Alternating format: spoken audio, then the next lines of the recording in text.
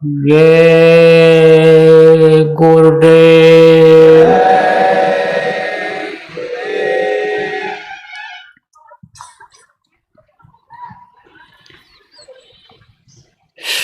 सर्वसमर्थ, सर्वत्र अस्मरणीय, दाता दयाल, दीन बंधु कृपा निधान, परम पूज्य गुरु जी महाराज, उपस्थित सभी साधक, सत्संगी, धर्म प्रेमी बच्चे एवं बच्चियों, आज 16 जनवरी 2026 मध्याह्न बेला त्रयोदशी का मासिक भंडारे के दिन मध्याह्न बेला में खजुराहो की इस भूमि पर आप लोगों के प्रेमियों के दर्शन का अवसर जो मिला, इसमें गुरु महाराज की दया रही। दर्श स्पर्श मंजन और पाना, दर्शन से अन्य शब्दों के कष्ट जाते हैं, तकलीफ जाती है। कौन से कष्ट? भौतिक कष्ट, दैहिक, दैविक, भौतिक, ये 3 तकलीफ होती है। दैहिक कष्ट किसको कहते हैं? शरीर से जो तकलीफ होती है, बीमारी है, मानसिक तकलीफ है, शांति नहीं मिलती है, दिमाग काम नहीं करता है, बुद्धि काम नहीं करती है, यह है शारीरिक कष्ट। दैहिक और भौतिक कष्ट किसको कहते हैं? जैसे ये राजा महाराजा लोग सताते रहते थे, आज प्रजातंत्र में ये जो सरकारें बनी हैं, ये जनता को परेशान करने लग जाएं, जो इस समय पावर में हैं अपने, चाहे शासन के लोग हों चाहे प्रशासन के लोग, वो अगर परेशान करने लग जाएं तो भौतिक कष्ट कहलाता है। मोटी मोटी बात बताता हूँ आपको। और दैहिक कष्ट किसको दैविक कष्ट किसको कहते हैं? जो ये बाढ़ आ जाती है, सूखा पड़ जाता है, अकाल पड़ जाता है, समय पर जाड़ा नहीं होता, गर्मी नहीं होती, बरसात नहीं होती है, फसल खराब हो जाती है, अन्न की भारी कमी हो जाती है, अन्न पैदा भी हो रहा है, तैयार है, लहला रही है फसल, यही है कि 10 दिन के बाद अभी इसको काट करके मड़ाई करके घर में ले आएंगे, लेकिन ओला गिर गया, पत्थर गिर गया तो सब साफ हो गया। घर में लाने वाली बात तो खत्म हो गई। खलिहान में भी जहाँ अनाज निकालते हो वहाँ भी नहीं पहुँच सकता है, तो ये सब दैविक कष्ट में आते हैं। तो दर्श स्पर्श मंजन और पाना, अब कहें आप फिर समझो कटे पाप कहें वेद पुराना, इससे पाप करते हैं, जान अनजान में जो कर्म बन जाते हैं, उन कर्मों की सजा भोगनी पड़ती है, तो उनको काटने के लिए उपाय किया जाता है। देखो ऋषि मुनि महात्मा रहते थे, तो महात्मा जो होते थे वो घूमा करते थे और घूम करके लोगों को समझाते रहते थे। लोग उनके आश्रमों पर जाते थे, गृहस्थ लोग समझने के लिए कि कैसे घर में प्रेम रहे, कैसे हमारा खान पान सही रहे, किस तरह से हमारा चाल चलन व्यवहार अच्छा रहे, इन सब चीज़ों को जो वेद में लिखा है, पुराण में लिखा है, कुरान में लिखा है, इसको समझने के लिए जाते थे। क्योंकि हर कोई तो पढ़ करके उसको समझ नहीं सकता है, लेकिन महात्मा को सब जानकारी होती है। महात्माओं के मुँह से, संतों के मुँह से, ऋषि मुनियों के मुँह से, ब्रह्मा के मुँह से ही देखो ये वेद सुनाई पड़ा था ऋषियों को, और ऋषियों ने सतयुग में ही इन बातों को लोगों तक फैलाया था, तो उनको सब जानकारी रहती है, तो उनके पास जाया करते थे। तो तिथि तारीख निश्चित रहती थी। जैसे पूर्णिमा है, अमावस्या है या और तीज त्यौहार आते हैं, ऐसे निश्चित रहता था। तो देखो प्रेमी, आज जो तिथि है त्रयोदशी,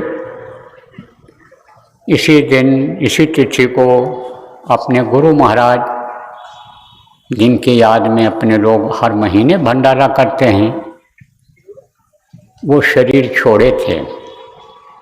तो साल में पहले एक बार ये मनाया जाता था भंडारा, एक जगह पर होता था, तो वहाँ पर सब लोग पहुँचते थे।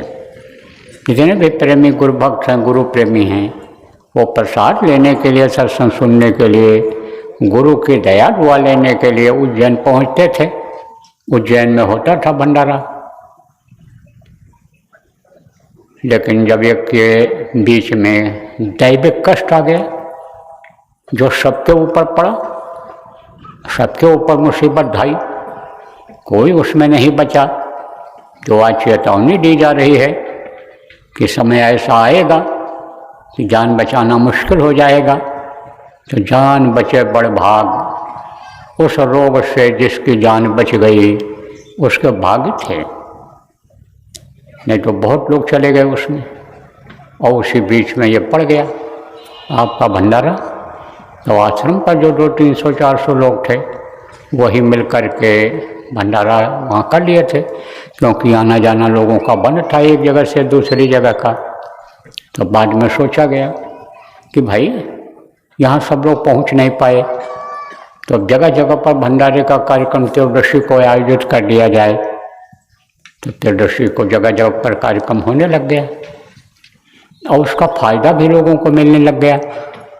जो लोग उसमें शरीक होते थे, जाते थे, जो ध्यान भजन वहाँ करते थे, प्रार्थना बोलते थे, जो सत्संग प्रेमियों के द्वारा होता था, सुनते सुनाते थे, उनको तो फायदा हुआ ही, उनको तो अच्छा लगा ही, उनको तो शांति मिली ही।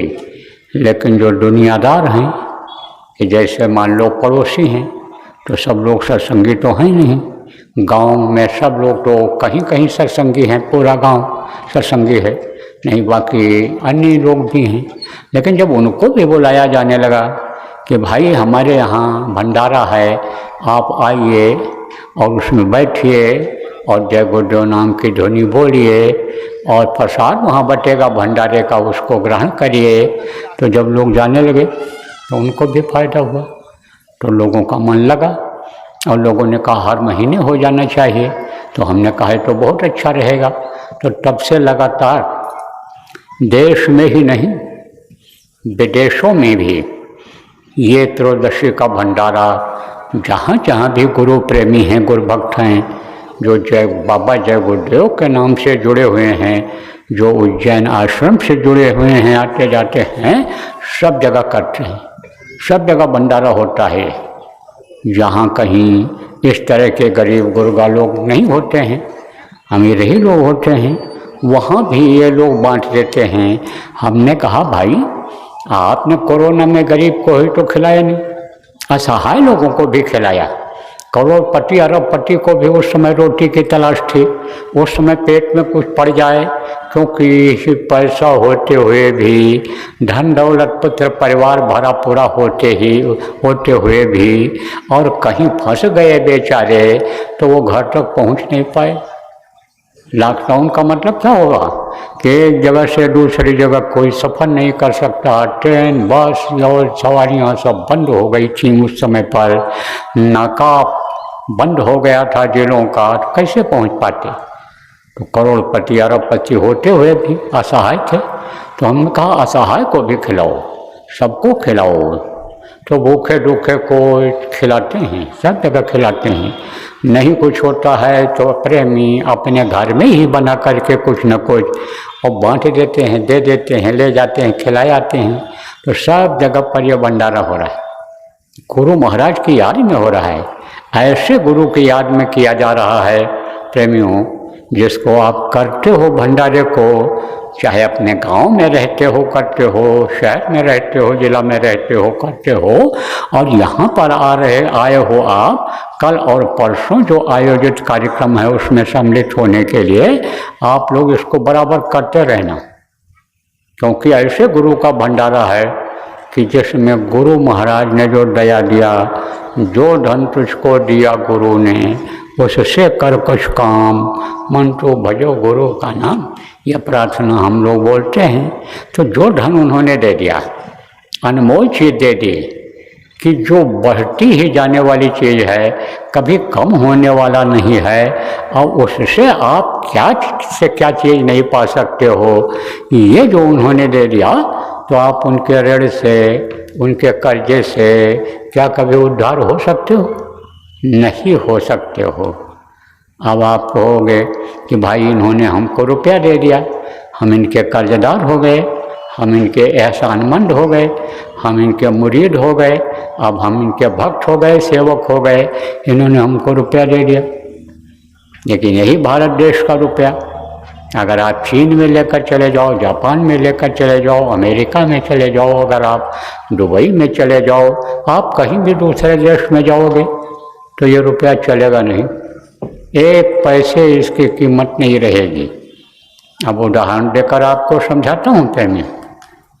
और सोना लेकर अगर चले जाओ, कोई आपको सोना दे दे और सोना लेकर चले जाओ, तो सोने की कीमत पा जाओगे, सोने की कीमत पा जाओगे। अब किसी ने अगर आपको सोना दे दिया तो किलो, 2 किलो, 4 किलो दे दिया, 10 किलो मान लो दे दिया, कुंटल भर दे दिया अगर है किसी के पास तो। लेकिन कोई आपको सोना बनाने की विधि बता दे, सोना बनाने की युक्ति आपको बता दे, तो सोचो आप कि आप कितना सोना बना सकते हो। ऐसे ही आप पे समझो कि गुरु महाराज ने वो चीज़ दी आपको, क्या दिया इसको तो मैं अभी आपको याद दिलाऊंगा, लेकिन मोटी बात आप ये समझो कि ये धन जो उन्होंने दिया, जिससे आप उनके उद्धार नहीं हो, उन्होंने क्यों दिया आपको? उन्होंने आपके लिए परोपकार किस तरह से किया, इसको भी आपको समझना नहीं आया अभी तक। इसको भी समझने की ज़रूरत है, जिसके लिए कहा गया संतों की महिमा अनंत, अनंत किया उपकार। मोटी बात आप ये समझो कि जैसे कोई जेल में बंद हो जाए और वहाँ पर जेल में कोई जाए और देखे कि बेचारे बहुत दुख पा रहे हैं, बड़ी तकलीफ झेल रहे हैं, तो लाओ इनके कुछ खाने का इंतजाम कर दें। भोजन नहीं मिलता है इनको ठीक से, तो इनके भोजन की हम व्यवस्था कर दें, राशन पानी दे दें, साग सब्जी तेल मसाला दे दें, इनको भोजन ठीक से मिलने लग जाए, इनका शरीर सूख रहा है तो ये दुबले न रह जाएं, तंदुरुस्त हो जाएं, कुछ करने लायक हो जाएं, तो भोजन का इंतजाम कर दिया। ठंडी है इस समय, कोई गया देखा बेचारों के पास ओढ़ने का ठीक से नहीं है, तो लाओ यहाँ हम कुछ कंबल डलवा दें जेल में। अब कंबल मिल गया तो जो कंबल बांटने के लिए गया, भोजन देने का लिए जो गया, खाने पीने वाली चीज़ों को जो देने के लिए गया, उसको लोग कहते हैं आपने मेरे ऊपर बड़ा उपकार किया, बड़ा मदद किया आपने, आपका मैं आभारी हूँ, आपका मैं कृतज्ञ हूँ, आपका मैं एहसानमंद हूँ, आपने मेरे लिए परोपकार किया, उपकार किया। और कोई अगर चला जाए और उनको जेल से मुक्त करा दे, उनके लिए ताला खुलवा दे और कहा जाओ तुम्हारी सज़ा माफ़ हो गई, अब तुम जेल से चले जाओ, निकल जाओ और स्वतंत्र रूप से, आज़ाद रूप से रहो, अपने बच्चों के बीच में रहो, परिवार में रहो, चाहे जहाँ आओ जाओ आप आज़ाद हो, आपको कैद से मुक्त कर दिया गया, तब क्या बोलेंगे जेल के लोग कि आपने जो ये परोपकार किया है इसका बदला नहीं चुकाया जा सकता है। तो जो संतों ने जीवों के ऊपर उपकार किया है, गुरु महाराज ने जो उपकार किया है, उसका बदला नहीं चुका सकते हम आप। संतों की महिमा अनंत, अनंत किया उपकार, लोचन अनंत उघाड़िया, अनंत दिखाओ मनहार। अनंत किसको कहते हैं? जिसका कोई अंत न हो। लोचन किसको कहते हैं? आँख को कहते हैं। उन्होंने आँख खोल दिया। कौन सी आँख खोल दी? आप जो सत्संगी हो, ज़्यादातर सत्संगी हो, नामदान लेने के लिए कोई इक्का दुक्का इसमें आए हो गए, बाकी कार्यक्रम कार्यक्रम की घोषणा तो कल की है। कल ज़्यादा लोग आएंगे नामदान लेने के लिए, काफ़ी लोग आएंगे कल। तो आप सत्संगी हो, आपको बताया गया कि 2 आँखें या बाहर और एक जीवात्मा में है।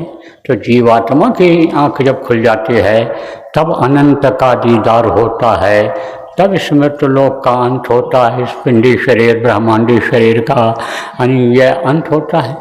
आप समझो स्थूल शरीर का, लिंग शरीर का, सूक्ष्म शरीर का यह अंत होता है। तो कितनों का खोल दिया? अनंत लोगों का खोल दिया। अनंत लोगों के लिए उपकार किया।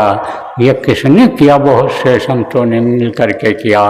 गुरु महाराज ने तो इतने लोगों का लोचन खोल दिया कि आप ये समझो जितने पहले सब संतों ने मिल करके नहीं खोला था, उन्होंने का खोल दिया। कितने जीवों को आज हम सब दिखा दिया, संत रूप में बना लिया, अपने रूप में बना लिया।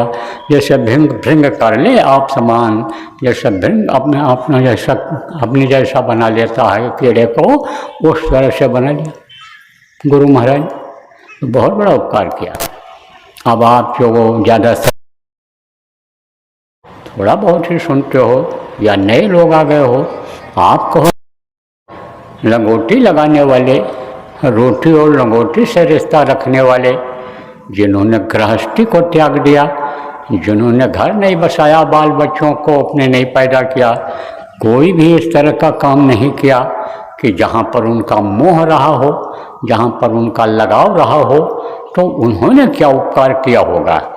गुरु महाराज के बारे में जानकारी आपको हुई होगी तो आपको पता चला होगा कि बाबा जी के कोई बच्चे नहीं थे, उन्होंने शादी ब्याह नहीं किया था। वो यही कहते थे कि मेरे अपना बच्चा तो कोई है नहीं, लेकिन आध्यात्मिक दृष्टिकोण से मैं तुम सब लोगों को अपना बच्चा मान करके और जो हो सकता है तुम्हारी मदद करता हूँ, परवरिश करता हूँ। हम तुम्ही को अपना बच्चा मानते हैं। तो आप ये कहोगे भाई ऐसे साधु के पास क्या चीज़ थी कि जो उन्होंने दिया कि जिससे लोग माला माल हो गए, और वो धन दे दिया कि जिसमें बढ़ोतरी ही होती जाती है, और वो क्या से क्या दे सकता है। तो ये जो विषय है दिमाग में आपके, इसको मैं एक दृष्टांत सुना करके और निकालूंगा कि समझाऊंगा आपको कि क्या उन्होंने दिया। तो एक था राजा,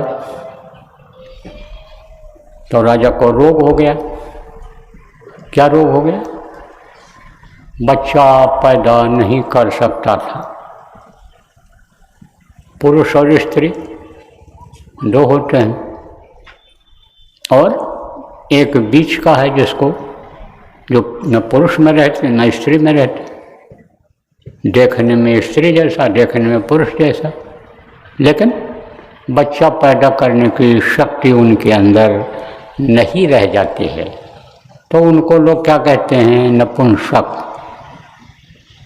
नपुंसक हो गया। इलाज कराने लगा, हर तरह की दवाई कराया, लेकिन दवा से नहीं ठीक हुआ। जब दवा से नहीं ठीक हुआ तो दुआ कराया, तांत्रिकों के पास गया, ओझा शोकाया जो भी होते हैं उनके पास गया, ज्योतिषी पंडित मुल्ला पुजारियों के पास गया, लेकिन कहीं नहीं वो ताकत आई, कहीं नहीं उसको कुछ सहारा मिला। तब उसने कहा भाई महात्माओं के पास जाना चाहिए, महात्माओं के पास हर तरह की सुख सुविधा का उपाय रहता है, वो बताएंगे।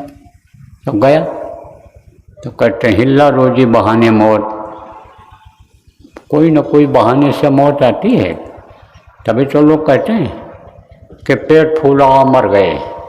गैस बन गई, ख़त्म हो गई, हार्ट फेल हो गया, किडनी फेल हो गई, गिरे थे तो सिर में चोट लग गया तो ख़त्म हो गए।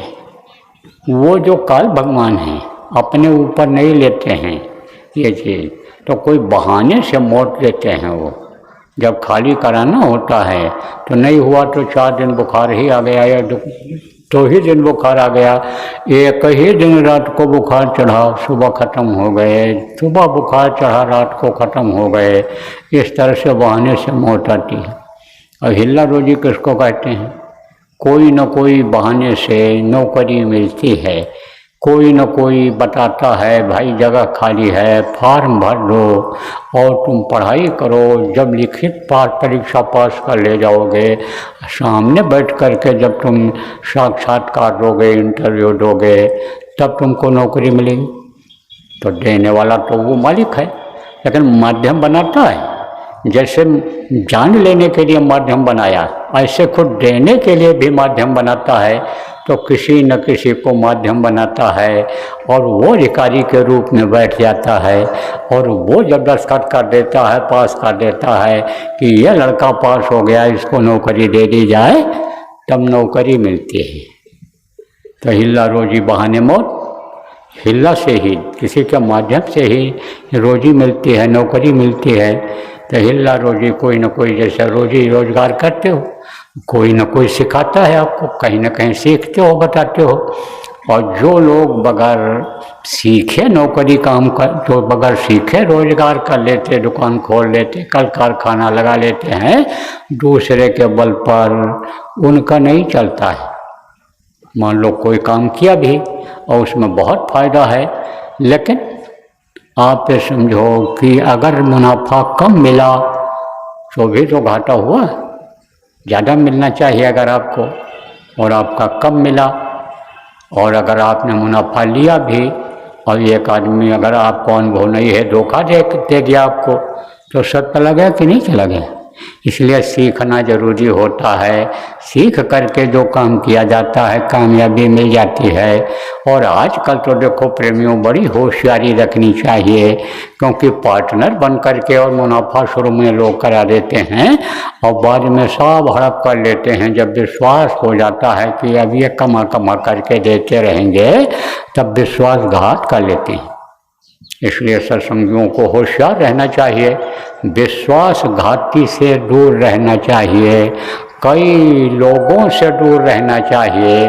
ऐसे लोगों से आप साधकों को, सत्संगियों को दूर रहना चाहिए कि जो झूठ बोलता हो, कभी भी झूठ बोल करके और आपको विश्वास में न करके और आपका ठगी कर ले, आपका रुपया पैसा ले जाए, आपकी औरत बच्चों पर वो यानी गलत नज़र डाल दे, विश्वास में आपको लेकर के, और आपका जहाँ फायदा होने को हो वहाँ पर वो नुकसान करा दे अपने स्वार्थ में। ऐसे स्वार्थी से, ऐसे झूठ बोलने वालों से होशियार रहना चाहिए। उनका साथ नहीं करना चाहिए। जो स्वार्थी हो नहीं साथ करना चाहिए, विश्वासघाती हो उनका साथ नहीं करना चाहिए, कंजूस का भी साथ नहीं करना चाहिए। कंजूस किसको कहते हैं? चौड़ी चली जाए दमड़ी न जाए, रुपया मिल जाए चाहे कोई थप्पड़ मार दे चाहे जूता मार दे, वो उसकी फिक्र उनको नहीं है, रुपया मिल जाए। और जोड़ते चले जाते हैं, ये नहीं सोचते हैं कौड़ी कौड़ी जमा किया सब छोड़ के माल खजाना, ये नहीं सोचते हैं कि यह सब छोड़ करके चला जाना पड़ेगा। एक से एक राजा महाराजा चले गए, मार करके लाए, लूट करके लाए, धोखा दे करके लाए, खजाना हीरा मोती जवाहरात से भर दिया, लेकिन जैसे पैदा हुए थे नंगे पैदा हुए थे, ऐसे नंगे भेज दिए गए शमशान घाट। न कुछ लेकर आए थे न कुछ लेकर गए, सब छोड़ गए। लेकिन मनुष्य में लगा हुआ है। तो वो कौन होते हैं? कंजूस होते हैं। कंजूस हर जगह धोखा देता है। कंजूस जो है परमार्थ में भी बाधा डाल देता है। जो कोई सुनता है समझता है कि भाई कुछ निकालना चाहिए हमको अच्छे काम में, मेहनत की कमाई का, उसको वो धोखा दे करके मन खराब करके और उसकी बचत करा देते। कहते तुम्हारा बचत करा दे रहे हैं, इसी को तुम बिजनेस में लगा दो, व्यापार में लगा दो, 4 गुना हो जाएगा, तब दे देना, ज़्यादा दे दोगे मैं भी देने वाला हूँ, कोई बात नहीं है, कोई कमी नहीं है उनके पास, वो तो सब होता चला जा रहा है, कोई काम रुक नहीं रहा है, तरह तरह की बातें बता देते हैं। कंजूसों से भी दूर रहना चाहिए परमार्थियों को, साधकों को। तो राजा किसके पास गया? एक महात्मा के पास गया। तो महात्मा को तो जानकारी इस बात की थी नहीं। संत महात्मा योगी ऋषि इनका अलग अलग दर्जा होता है। जो साधना करते हैं आप पे समझो उनका अलग अलग दर्जा होता है। देखो ब्रह्मज्ञानी होते हैं, आत्मज्ञानी होते हैं। आप पे देखो कि ये जो देवी देवताओं के लोकों तक पहुंच जाते हैं उनकी जानकारी उनको हो जाती है। सूर्य चंद्रमा लोक में पहुंच जाते हैं उसकी जानकारी हो जाती है उनको, उनके अंदर शक्ति आ जाती है। जो ब्रह्मा का दर्शन कर लिए ब्रह्मा रूप में हो जाते हैं वो शक्ति आ जाती है। विष्णु जी का दर्शन कर लिया वो शक्ति आ जाती है। शिव जी का दर्शन किया उनकी शक्ति आ जाती है। इंद्र का दर्शन किया उनकी शक्ति आ जाती है। गणेश जी का दर्शन किया, अंतर में साधना किया, मूलाधार चक्र को रोके और उनका दर्शन किया वो शक्ति आ जाती है। सरस्वती की शक्ति आ जाती है तो शक्तियाँ उनके अंदर आ जाती हैं। तो इनका अलग अलग दर्जा होता है। जिसको यही मालूम हो जाए कि ये दुनिया नासवान है, एक दिन ख़त्म हो जाएगी, उसको मुनि कहते हैं। इन आँखों से जितनी भी चीज़ें दिखाई पड़ती हैं यह सब ओझल हो जाएंगी एक दिन, यह सब हम नहीं देख पाएंगे इन आँखों से। एक दिन हमारा शरीर ये छूट जाएगा। जैसे जो भी मनुष्य शरीर में पैदा हुआ उसको जाना पड़ा, मर गया, ऐसे हमको भी मरना पड़ेगा, जाना पड़ेगा। इतनी ही जानकारी हो जाए उसको मुनि कहते हैं। जो ब्रह्मा विष्णु महेश तक पहुंच जाते हैं, जो 3 देवता होते हैं उधर वैकुंठ में रहते हैं, वहाँ तक वैकुंठ तक जो पहुंच जाते हैं उनको क्या कहते हैं? उनको देवर्षि कहते हैं। जैसे देवनारद थे, रहते मनुष्य शरीर में ही थे, लेकिन उनके अंदर की आँख खुल गई थी। इस पिंडी शरीर से जीवात्मा अंदर लोक में चली जाती थी तो वो वहाँ पर जाते थे दर्शन करके। यानी समझो ब्रह्मांड लोक में उनका दर्शन कर तक जाती थी, उनका दर्शन करके आते थे तो हाल चाल बताते थे। यहाँ का संदेशा ले जाते थे लोग, जो अपनी दुख तकलीफ कहते थे वो वहाँ उनसे पूछ करके बता करके चले आते थे। वो जो आदेश देते थे कि इस तरह से जनता को बताओ, ऐसा कराओ, इससे सुख मिलेगी, शांति मिलेगी लोगों को, वो बताते थे। तो उनको देवर्षि नारद कहा गया। उसके आगे जो जाते हैं योगी, योगेश्वर, और फिर साध, और फिर संत, और फिर परम संत। तो इनका दर्जा अलग होता है। तो अब अंत का तो पता चल जाता है कि अंत हो जाएगा। इसका पता तो चल गया कि एक दिन हमको शरीर छोड़ना पड़ेगा। इसका पता तो हो गया कि भाई ये पशु पक्षी जितने भी हैं ये एक दिन मर जाएंगे, ये पेड़ पौधे जो लगे हुए हैं ये एक दिन गिर जाएंगे, इनका समय निश्चित है। यहाँ की जितनी चीज़ें हैं ये सब खत्म हो जाएंगी। जब प्रलय होगा तब ये खत्म हो जाएंगी। ये देवी देवता सब सिमट जाएंगे। जब प्रलय होगा, महाप्रलय होगा, इनमें ये सब सिमट जाएंगे। इधर की जानकारी तो हो जाती है, लेकिन आज की जानकारी नहीं हो पाती है। आज किसको कहते हैं? जहाँ से शुरुआत हुई है रचना की उसकी जानकारी नहीं हो पाती है। तो उसकी जानकारी जिसको हो जाती है उसको संत कहते हैं। आदि और अंत जो दोनों जानता है वो संत होता है। तो थोड़ी जानकारी वाले मिले। आज गुरु महाराज के बारे में बताने और याद करने का दिन है। तो गुरु महाराज को भी मिले थे। कौन मिले थे? त्रिकालदर्शी। त्रिकालदर्शी किसको कहते हैं? जो पहले हो गया उसको देखते हैं और जो इस समय हो रहा उसको देखते हैं और आगे जो होने वाला है उसको देखते हैं। वो त्रिकालदर्शी कहलाते हैं। भूतकाल पीछे छूट गया, भूत वर्तमान काल जो इस समय चल रहा है और भविष्य में जो आगे आने वाला है, भूत वर्तमान और भविष्य, ये 3 काल कहे गए हैं। जो तीनों को जानते हैं वो त्रिकालदर्शी होते हैं। तो गुरु महाराज निराश हो चुके थे। बहुत मेहनत किया गुरु महाराज। किसके लिए मेहनत किया?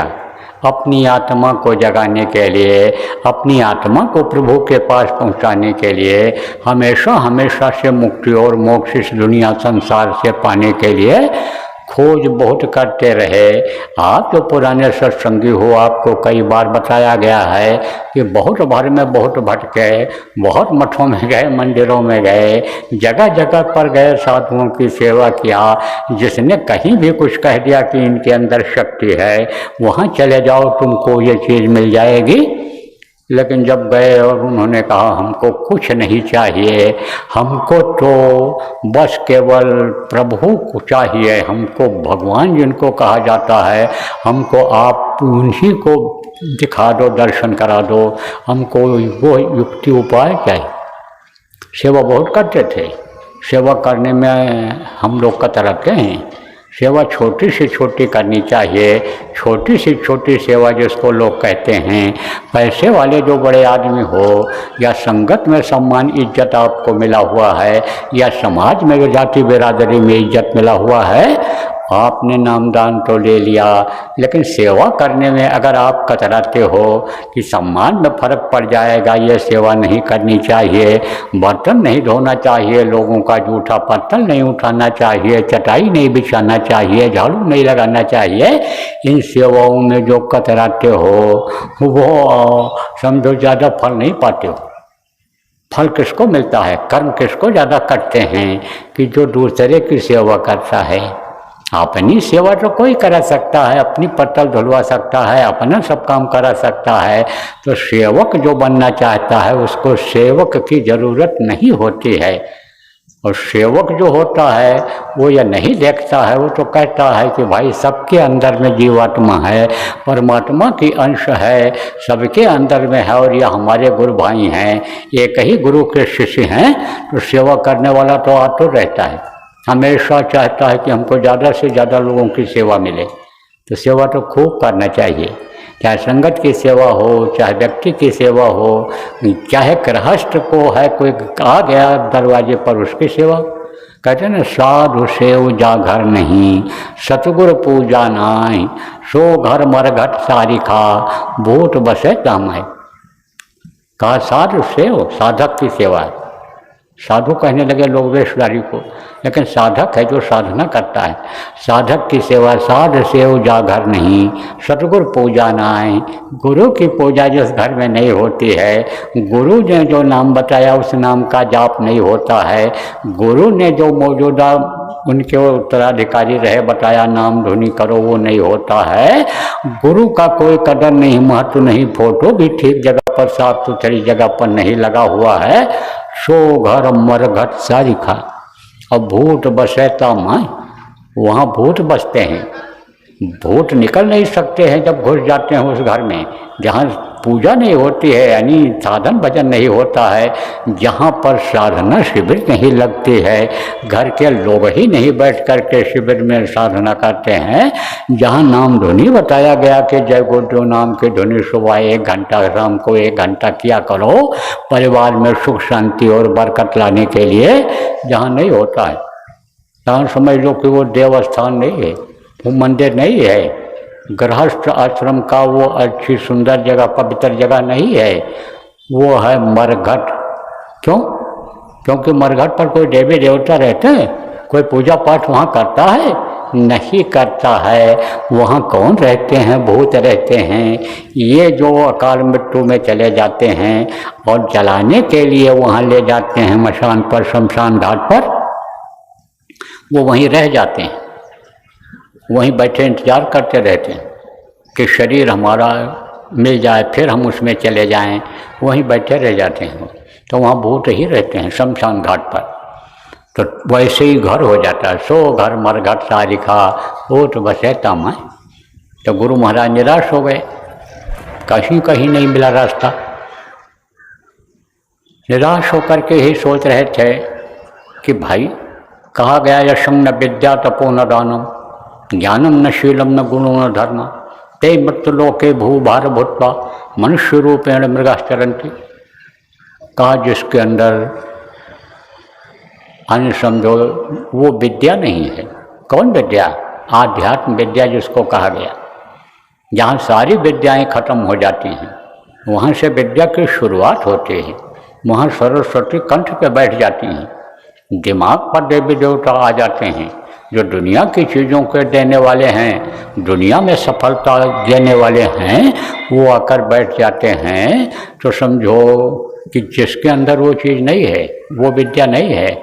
यक्षंग विद्या तपोनदानम, कि जो थोड़ा त्याग नहीं कर सकता है, जैसे त्याग करके आप लोग यहाँ पहले आ गए हो प्रेमियों, और ये सब व्यवस्था आपने बना दिया, और कल भारी संख्या में जब लोग आ जाएंगे, वो बैठ करके सत्संग सुनेंगे, टट्टी पेशाब की जगह बना दिया, वो उसमें निवृत्त हो लेंगे, भोजन भंडारे की व्यवस्था कर लिया, बनाने वाले, खिलाने वाले, लाने वाले, लगाने वाले, सफाई करने वाले सब लोग आप आ गए।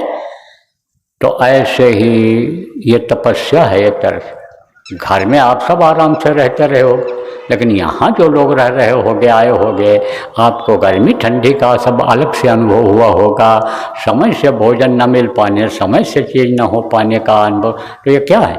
ये तपस्या है। तपो न ज्ञानम न दानम। देखो, दान किसको कहते हैं? दान दरवाजे पर कोई आ गया, उसको हाथ में दे दिया, वही दान नहीं कहलाता है। दान वो होता है कि जो अच्छे परमार्थ में मददगार होता है, चाहे दूसरे के लिए मददगार हो और चाहे अपने लिए मददगार हो, वो दान होता है। अब आपको बता दें कि जैसे इस समय प्रचार कर रहे हैं लोग, गाड़ियाँ जा रही हैं जगह जगह, पैदल, मोटरसाइकिल, साइकिल, जो भी साधन है, अपने प्रेमी लोग प्रचार कर रहे हैं कि भाई बाबा इतनी दूर से आ रहे हैं, आपके लिए आ रहे हैं। ए खजुराहो, ए मध्य प्रदेश के लोग, तुम लोगों के लिए अच्छा मौका है, अनमोल धन, अनमोल रत्न लुटाने के लिए, केवल आपके लिए आ रहे हैं बाबा। तो चल करके 2 घंटे का समय निकाल करके और सुन करके आ जाओ। तो जो प्रचार कर रहे हैं उसमें जो अपना मान लो दुकान बंद करके आए, आप समझ लो नौकरी से छुट्टी लेकर के आए, जो कमाई उनकी होनी थी वो कमाई नहीं हो पा रही है, तो खर्च हो रहा है कि नहीं हो रहा है? आप लोगों ने या उन प्रेमियों ने जो कुछ कर दिया, भाई तेल का खर्चा, गाड़ी का खर्चा, और ये पर्चा छप रहा है और ये इंतजाम होगा, इसमें हमको कुछ देना चाहिए, तो ये दान कहलाता है। इसमें और लोगों को फायदा होता है।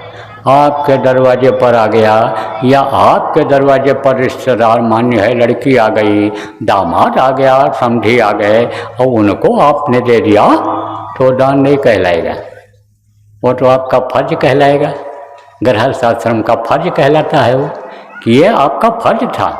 आपने उसको 2 तरह की सब्जी खिलाई, 2 तरह की मिठाई खिलाया, तो आप भी जब उनके यहाँ जाओगे तो कोशिश वो करेंगे कि हम इनको 3 तरह की सब्जी खिलावें, 4 तरह की मिठाई खिलावें, खीर खिलावें, रबड़ी पिलावें, इनके सेवा में कोई कमी ना होने पावे। तो ये तो अदला बदला है, वो दान में नहीं आता है, वो परमार्थ में नहीं आता है, तो ये परमार्थ में आता है। तो यशंग विद्या तपोन दानम, जिसके अंदर त्याग नहीं, तपस्या नहीं है, यशंग विद्या तपोन दानम, ज्ञानम न शीलम न गुणो न धर्मा, ऐसा गुण उनके अंदर कोई नहीं है कि जिसके अंदर उनके अंदर शील आ जाए, उनके जो ये काम वासना है, यह खत्म हो, ये चीज़ इसके अंदर में नहीं है। जो मतलब यह है कि जिसका मन कामी क्रोधी हो जाता है, वो काम क्रोध पर विजय पाने का नहीं है। यशं न विद्या तपो न दानम, ज्ञानम न शीलम न गुणो न धर्मा, ये धर्म जो मानव धर्म है, सत्य हिंसा परोपकार और सेवा रूपी धर्म है, जिसके अंदर नहीं है, वो इस धरती के बोझा हैं। वो किस तरह भ्रमण करते रहते हैं, मृगा की तलाश में, जैसे मृगा जैसे तलाश में कस्तूरी के भटकता रहता है, पानी के तलाश में जैसे भटकता रहता है। तो कहा गया ना, मृग तृष्णा, मृग को तृष्णा में भटकता रहता है और भटक करके खत्म हो जाता, मर जाता है। आप जो नहीं जानते हो बता दें। राजस्थान में इधर उधर रेगिस्तान में चले जाओ, और यहाँ राजस्थान में, भारत में तो ज़्यादातर जगहों पर राजस्थान में भी पेड़ निकलने लग गए। वहाँ नहीं कुछ है तो अकवा के या अन्य पेड़ों के जिनमें पानी की ज़्यादा ज़रूरत नहीं पड़ती है, वो धरती की नमी से पेड़ बहुत लग गए, वहाँ नहीं दिखाई पड़ता। मैं तो गया हूँ आखिर तक, बॉर्डर तक उधर गया। दूसरे देशों में जब मैं गया हूँ देखा हूँ, उधर आपके कतर में देखा, दुबई में देखा, आपके उधर अरब देशों में, यानी समझो इस तरह का है कि बालू ही बालू दिखाई पड़ता है। रेगिस्तान है उधर, फारस की तरफ चले जाओ, उधर फारस घाटी की तरफ चले जाओ, उधर जाओ तो उधर बालू ही बालू दिखाई पड़ता है। तो मृगा को जब प्यास लगता है तो पानी की तलाश में निकलता है, तो जब धूप निकलती है, सूरज निकलता है, तो वही बालू चमकता है। तो मृगा को लगता है कि आगे पानी है, बालू चमकता है तो मालूम पड़ता है पानी है। जैसे समुद्र के किनारे आप चले जाओ, तो समुद्र के किनारे जब जाओगे तो बैठोगे समुद्र के किनारे, तो समुद्र का कुछ हिस्सा ऐसा आपको दिखेगा कि जैसे ये आसमान से छुआ हुआ हो। अब इसके आगे और कुछ नहीं है, लेकिन समुद्र के किनारे किनारे आप दूर तक चले जाओ, जहाँ तक रास्ता बना हुआ है, तो ठीक उसी तरह से जहाँ भी देखोगे वहीं पर दिखाई पड़ेगा। तो इसी तरह से चमकते हुए बालू को जो है वो मृगा देख करके दौड़ता रहता है, भटकता रहता है, और पानी नहीं मिलता है तो उसी में वो उसकी जान चली जाती है। जैसे इस समय लोग भटक रहे हैं, गीता भी हो रहा है, रामायण भी हो रहा है, पुराण भी हो रहा है, सब जगह सुनाया जाता है कि भाई भगवान ही सब कुछ हैं, भगवान ने ही ये दुनिया बनाया है, भगवान का दर्शन करना है तो भगवान के शरण में जाओ, चरण में लगो, उनका दर्शन करो, उनसे कोई चीज़ मांगोगे तो वो देंगे। तो विश्वास वो दिला देते हैं।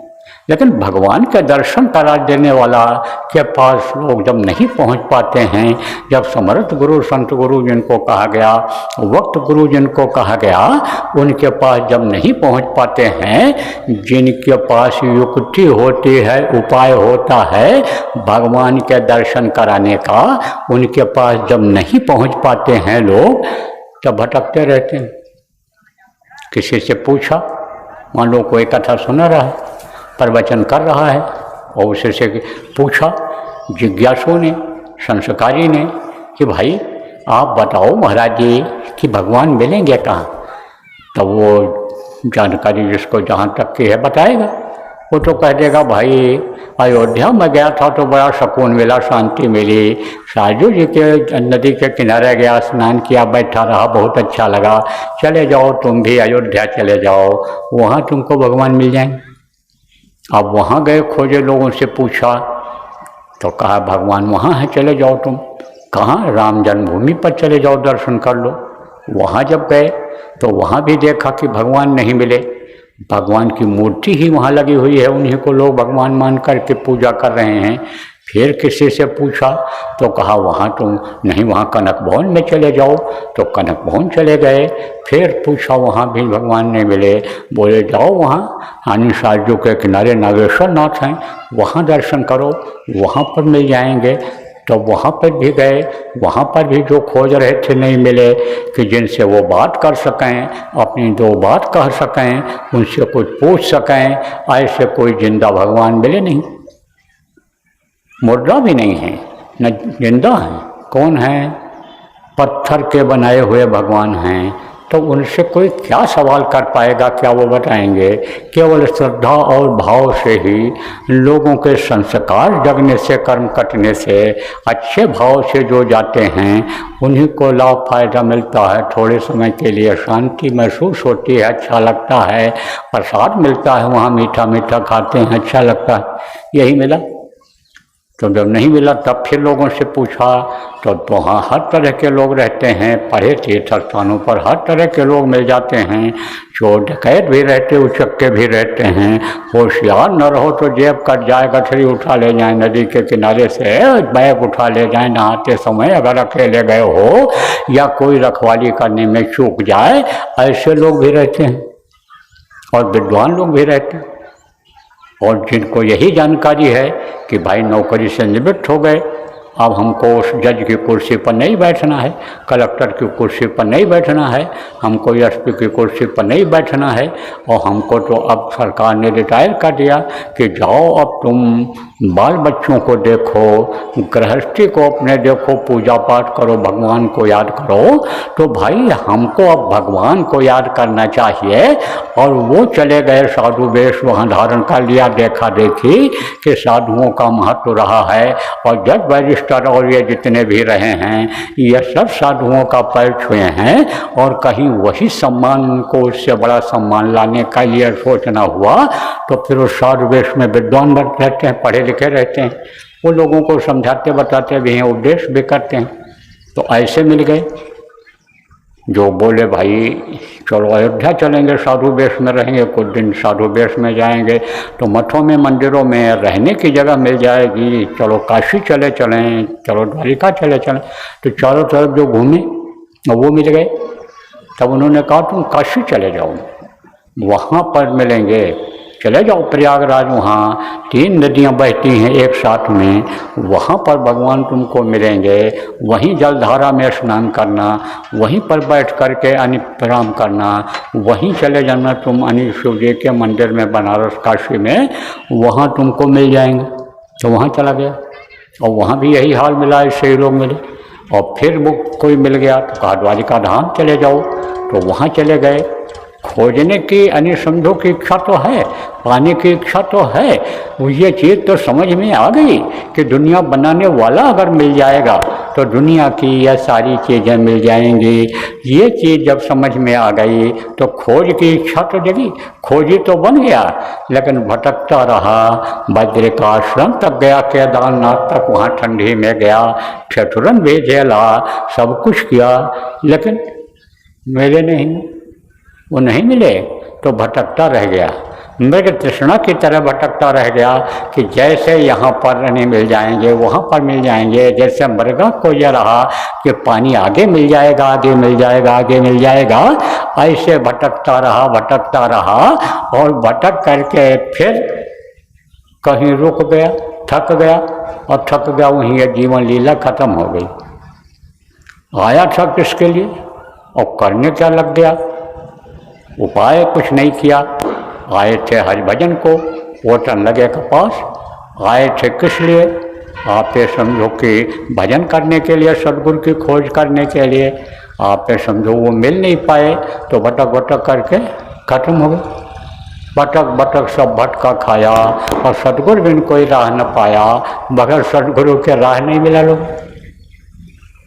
तो बताया ना कि यशम न विद्या तपो न दानम ज्ञानम न शीलम गुणो न धर्मा ते बत्तलों के भू भारत भूतवा मन शुरूप्यन मिला सरंती। इस तरह से लोग पड़ जाते। तो एक मिल गए ब्रह्म ज्ञानी, किसको, राजा को, राजा की कहानी पर आ जाओ दृष्टांत पर। तो ब्रह्म ज्ञानी जब मिले राजा को तो ब्रह्म ज्ञानी ने बताया कि आपको महात्मा मिल जाएंगे। गुरु महाराज को भी मिला था ब्रह्म ज्ञानी, और उन्होंने जब निराश होने लगे थे गुरु महाराज, तब उसने कहा था कि आपको 6 महीने के अंदर ही मिल जाएंगे।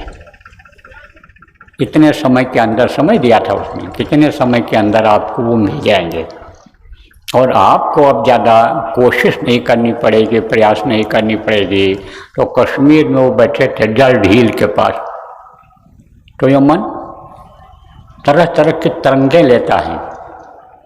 कभी चले गज साधु की, और कभी बने खुन्नाथ, कभी तो गरीब बन जाता है, कभी साधु के रूप में साधु का स्वभाव ले आता है, और कभी यह मन खुद नाथ बन जाता है, भगवान बन जाता है, प्रभु बन जाता है। तो यह मन बहुत ही समझो कि चलता रहता है, ये भगता रहता है, तरंगे लेता है। तरंग किसको कहते हैं, जैसे लहर होती है पानी की, जैसे ये बीन बजा करके और ये हारमोनियम बजा करके आवाज़ निकलते हैं, आवाज़ उसमें से निकलती है। हवा हारमोनियम में जब भरते हैं और बटन को दबाते हैं तो उसमें से आवाज़ निकलती है, तरंगे निकलती हैं, हिलती है वो चीज़। क्या हिलता है, तंबूरा हिलता है, तार हिलता है, तो तरंगे निकलती हैं, आवाज़ उसमें से निकलती है उस तरह की। ऐसे मन ये तरंगे लेता है। तो गुरु महाराज का भी मन तरंग लेने लगा। कि अब तो दुनिया में रहना ही बेकार है।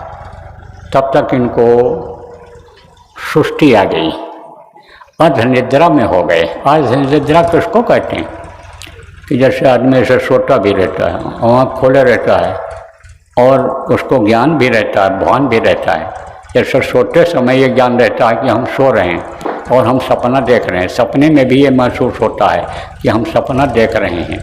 और एक ऐसा होता है कि जो एकदम से पड़ जाता है, कहते घोड़ा बेच करके सो गए, तो वो क्या होता है, वो निद्रा होती है, वो सुप्तावस्था होती है।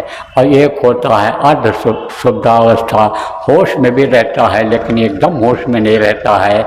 ऐसे ही जैसे कष्ट आता है आदमी को, गिर पड़ा है, ये मालूम पड़ रहा है पड़ा हूँ, लेकिन हिम्मत नहीं पड़ती है उठ पाने की, तो वो ऐसा होता है। तो ऐसे सुप्तावस्था में आए, तब तक एकाकृति दिखाई पड़ गई, बोली घबराते को वो बोला लेंगे, तब ढांढस बढ़ गई। आकृति इतनी अच्छी थी, इतनी मनमोहक थी, इतने वो सुंदर लग रहे थे कि मालूम पड़ रहा था कि जैसे भगवान ही मिल गए, प्रभु ही मिल गए, जिनकी हमको तलाश थी वही मिल गए। तब बस ढांढस बन गया, हिम्मत बन गई और उठ पड़े वहाँ से कि कहीं मन धोखा न दे दे, कहीं इसी में कुदा न दे।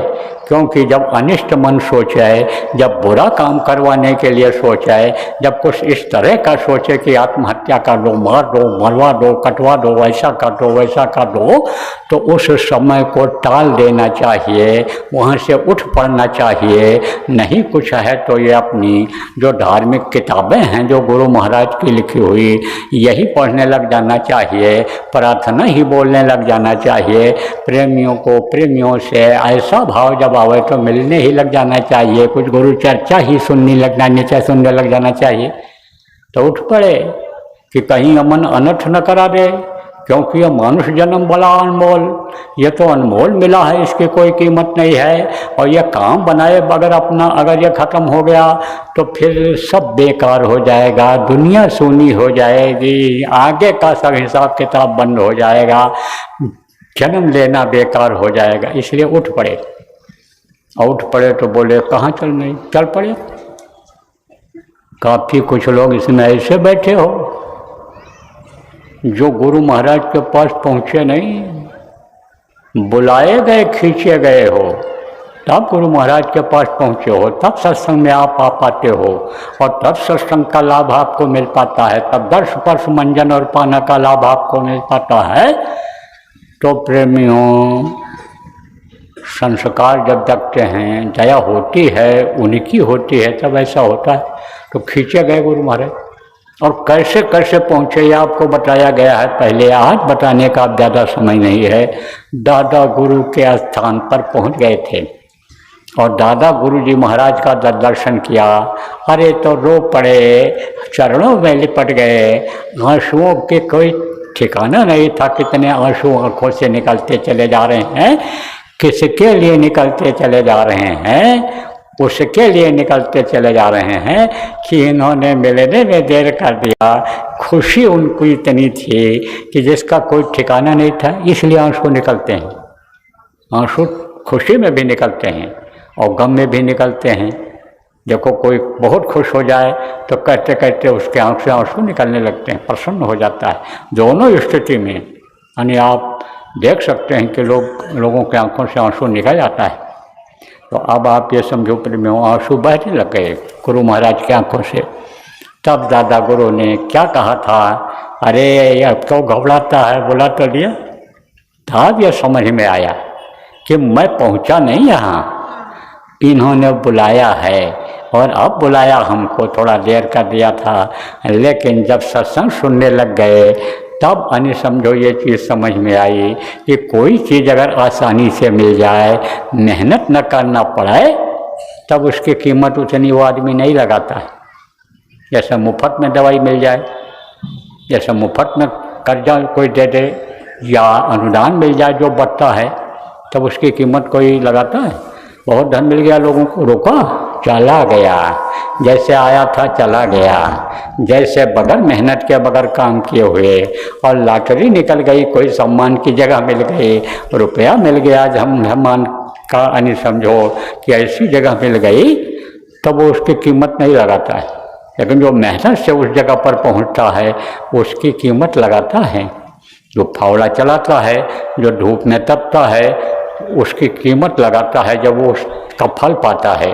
जैसे कोई कार्यकर्ता हो, चाहे सत्संगी हो, चाहे किसी भी संगठन में जुड़ा हुआ हो, चाहे राजनीतिक पार्टी का हो, जब वो मेहनत करता है, ज़मीनी स्तर पर काम करता है, घर घर दौड़ता है, घर घर की परेशानी को समझता है, जानता है, वो जब ऊंचे ओहदे पर पहुंच जाता है तब वो उनके लिए ज़्यादा काम करता है जिसकी आज ज़रूरत है। और इसी चीज़ को आजकल लोग देख रहे हैं, सब जगह देख रहे हैं। ऐसे अधिकारी को ला रहे हैं, ऐसे राजनेताओं को राजनेता बना रहे हैं कि जिन्होंने गरीबी देखी है वही गरीबों के लिए कुछ कर सकते हैं, वही पिछड़ों को जो आर्थिक रूप से पिछड़े हैं उनको आगे बढ़ा सकते हैं, तो उन्हीं को जिम्मेदारियां मिल रही हैं। अब आपसे अब भी कह दिया जाए कि पूरे देश के संगत का जिम्मेदार आपको बना दिया जा रहा है, लेकिन आपको अनुभव कुछ है नहीं, तो आप क्या कर पाओगे। लेकिन कार्यकर्ता बन करके जो कार्यकर्ता हो यहाँ पर, अगर ज़मीनी स्तर के कार्यकर्ता बन करके कोई काम सीख लोगे तो आगे कोई अगर सम्मान की जगह मिलेगी, कोई बड़ा काम करने को आपको दिया जाएगा तो उसको आप कर लोगे। लेकिन छोटा काम नहीं कर पाओगे, अचानक लॉटरी लग गई कि 2 करोड़ रुपया इनको मिल गया, तो मेहनत तो आपने किया नहीं, तो उसकी क्या कदर करोगे। तब ये चीज़ गुरु महाराज के समझ में आ गई। और ये चीज़ जब समझ में आ गई कि जो गुरु कहें करो तुम सोई, और मन के कहे करो मत कोई, मन के कहने पर कुछ मत करो। जो गुरु कहें आंख बंद करके करते जाओ, तो गुरु जो करेंगे तुम्हारे लिए भला ही करेंगे। जो तुमको गुरु के लिए करना है, जो भी चीज़ तुम्हारे पास है, धन है, बल है, जो भी बुद्धि है, वो सबके लिए गुरु के लिए करते जाओ। उसको तुम करते जाओ तो तुमको जो भी ज़रूरत है, जब भी ज़रूरत है, उसमें ज़्यादा मेहनत की ज़रूरत नहीं पड़ेगी। तुमको निमित्त मात्र बनना पड़ेगा, बाकी गुरु सब देते जाएंगे।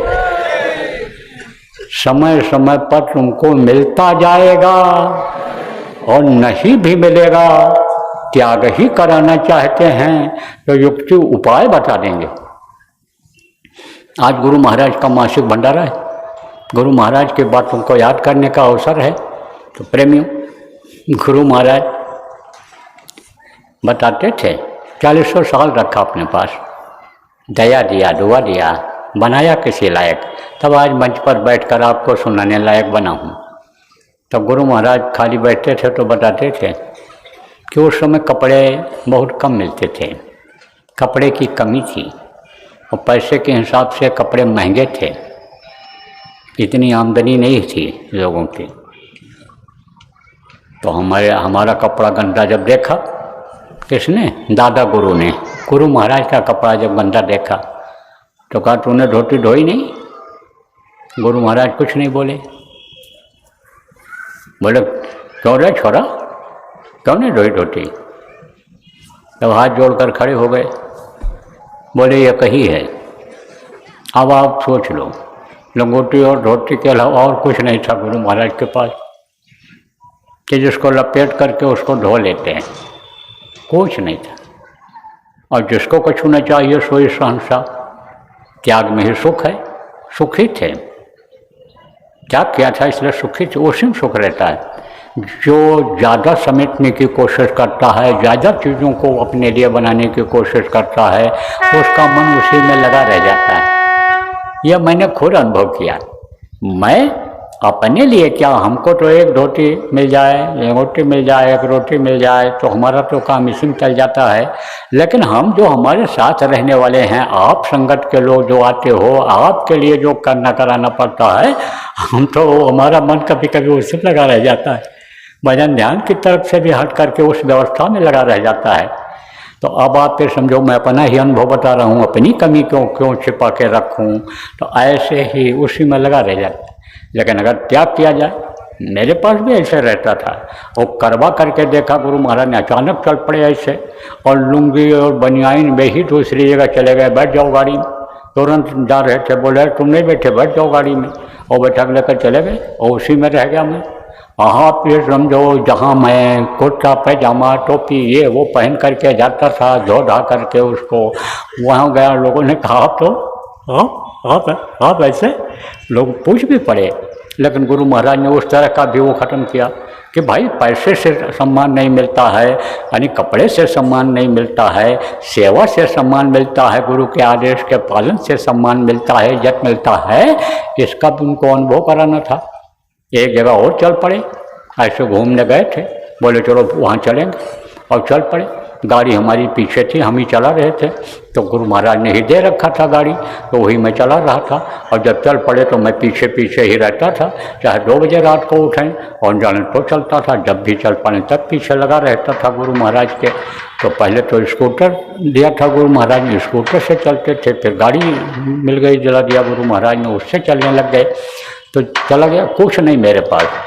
अब आप ये समझो कि कैसे नहाना होता, कैसे आपका रहना हुआ, क्या हुआ, मैं क्या बताऊँ।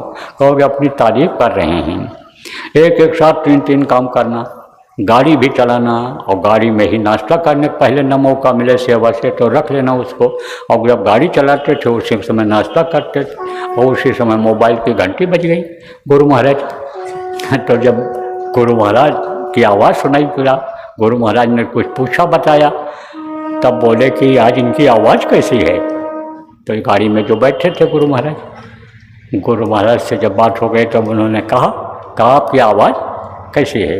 पकड़ा दिया था गुरु महाराज ने फ़ोन को, उन्हीं के फ़ोन से लगवाया था हमको फ़ोन, आपकी आवाज़। तो हमने कहा नाश्ता कर रहा था इसलिए मुँह में भरा हुआ। तो ये चीज़ सुन लिया गुरु महाराज हंस पड़े।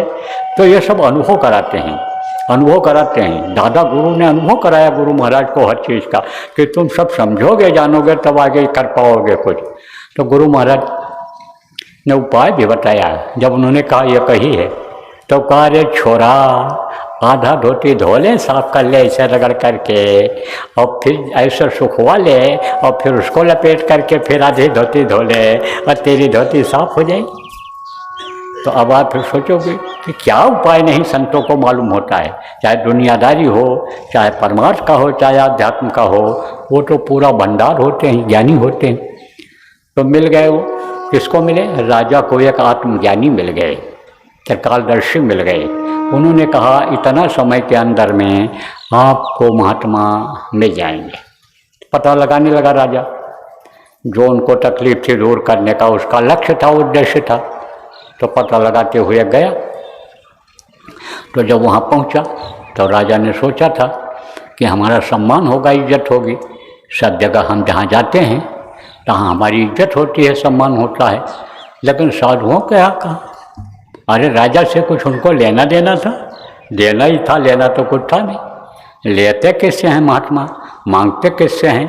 जिससे राजा भी मांगता है, देने वाले भी मांगते हैं, ज़रूरत पड़ती है तो उसी से मांग लेते हैं जो संत होते हैं। और जो पूरे संत हो जाते हैं, आज इनके अंदर आत्म खजाना हो जाता है, उनको तो किसी से कहना भी नहीं पड़ता, कुछ मांगना भी नहीं पड़ता है। वो तो ऐसे खजाने से अपने काम ले लेते हैं कि जो खजाना कभी खाली होने वाला नहीं है। तो जैसे सब लोग वहाँ बैठे थे ऐसे राजा भी गया, वो भी ज़मीन पर बैठना नहीं चाहता था, लेकिन लोगों को जब बैठा हुआ देखा तब कहा भाई यहाँ का यही सिस्टम है, यहाँ की यही मर्यादा है, जैसे ज़मीन में लोग बैठे हैं ऐसे बैठ जाना चाहिए। बातें सुनता रहा वहीं महात्मा जी का। उसके बाद जब महात्मा जी उठ कर के अपने कुटिया की तरफ जाने लगे तो राजा ने कहा महाराज जी मैं फला जगह का राजा हूँ और आपके पास आया हूँ। तब उन्होंने कहा कि ठीक है भाई, इनको बता दो व्यवस्था कहाँ है रुकने की, रहने की, सब बता दिया। अब वो लोगों ने अपनी तरफ से, आश्रम के लोगों ने जो रहते थे महात्मा जी के पास, सम्मान तो दिया, इज्जत दिया।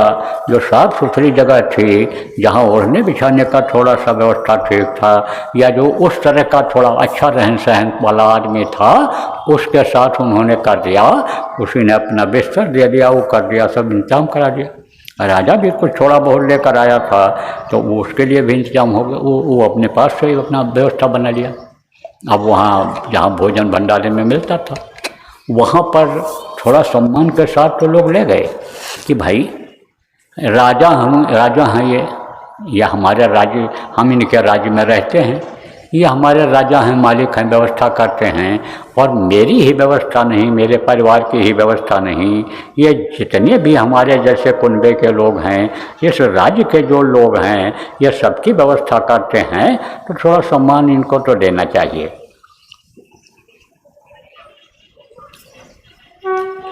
थोड़ी संतुष्टि इनको मिलनी चाहिए। तब उन्होंने क्या किया, उनको ले गए और पहले उनको खिलाया। देखो कार्यकर्ताओं, आप लोग निमंत्रण तो देते हो लोगों को, पंच हैं, प्रधान हैं या सम्मानित आदमी हैं, सबको बुलाते हो, आओ आओ आओ, और आप उनसे मिलते नहीं हो।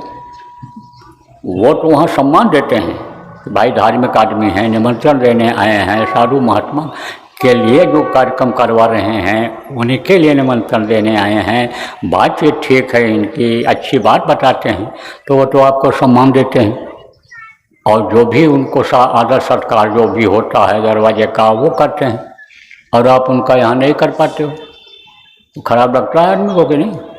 तो कुछ लोगों को तो मैंने यही देखा कि एक बार आए और चले गए, दोबारा नहीं आए। संस्कार अच्छे हैं, जिज्ञासु हैं, कोई चीज़ की खोज है, खोजी हैं, लेकिन दोबारा फिर नहीं पहुंच पाते हैं, क्योंकि वही सम्मान, वही खाने पीने की सुविधा और वही चीज़ चाहिए, और फिर उसी में चले जाते हैं जहाँ यह साधन सुविधा होती है, बढ़िया खाने को मिलता है, बढ़िया कमरा मिलता है, रहने की जगह मिलती है, सम्मान मिलता है, थोड़े लोग रहते हैं, वो सम्मानित करते, उठाते, बैठाते उनको हैं, वहाँ वो चले जाते हैं और वहाँ खाली लौट आते हैं, वहाँ से कुछ मिलता नहीं है उनको। जो चीज़ मिलनी चाहिए अंतर की दौलत, जो गुरु देते हैं वो चीज़ मिली नहीं, क्योंकि वो गुरु रहे नहीं, वो तो भौतिक बातों पर विश्वास करते हैं, भौतिकता में ही विश्वास दिलाते हैं, तो वो कुछ आध्यात्मिक चीज़ दे नहीं पाए और उसी समय निकल जाता है। तो वहाँ यही सब बातें महात्मा जी अपने आश्रम पर रहने वाले लोगों को बताते रहते थे, सिखाते रहते थे, तो लोगों को जानकारी थी, तो उनको पहले खिला दिया, बैठा दिया, खुद ले आए, पत्थर लगा दिया, यानी आसन लगा दिया, रहे लोगों के बीच में ही, पंक्ति में ही बैठे रहे, लेकिन जो साथ में आए थे, यानी जो उनको लेकर आए उनके निवास स्थान से जहाँ ठहरे हुए थे वहाँ से लाए, यानी समझो कि उन्होंने वहाँ पर उनको इज्जत के साथ खिला दिया। तो रोटी मोटी में ही मिली, छोटी ही मिली, जली भुनी ही मिली, लेकिन राजा को उससे संतुष्टि हो गई, क्योंकि खिलाने वाले भी प्रेम से खिला रहे थे, सम्मान के साथ सबको खिला रहे थे, वो यानी अहंकार में नहीं थे, सेवा भाव उनके अंदर में था, तो उनको बड़ी शांति मिली राजा को। और देखो प्रेमियों, कहीं भी आदमी जाए, कुछ भी खाने को मिले, कहीं भी रहने को मिले, तो 1-2 दिन खराब लगता है, उसके बाद ही मेरा शरीर सेट हो जाता है, जो भी भोजन मिले वही अच्छा लगता है। 1-2 दिन तो मन मांगता है कि अच्छा खाते थे, घर पर अच्छा मिलता तो ठीक था, लेकिन उसी तरह का अगर मिलने लग जाए सब जगह पर, एक ही सिस्टम अगर भंडारों में बना दिया जाए तो कोई दिक्कत किसी को नहीं होती है। और मैंने तो यह भी देखा, करवा करके भी देखा, कि एक बार दिल्ली में बहुत बड़ा कार्यक्रम हुआ था, रामलीला मैदान में 1 इंच भी जगह वहाँ ऐसी नहीं थी कि जहाँ पर आदमी न बैठे हों, खाली हो, और बाहर भी दुकानों के सामने बैठे रहे, जहाँ भी यानी समझो सरकारी रोक नहीं थी, बैठने की जगह थी, सब जगह बैठे रहे।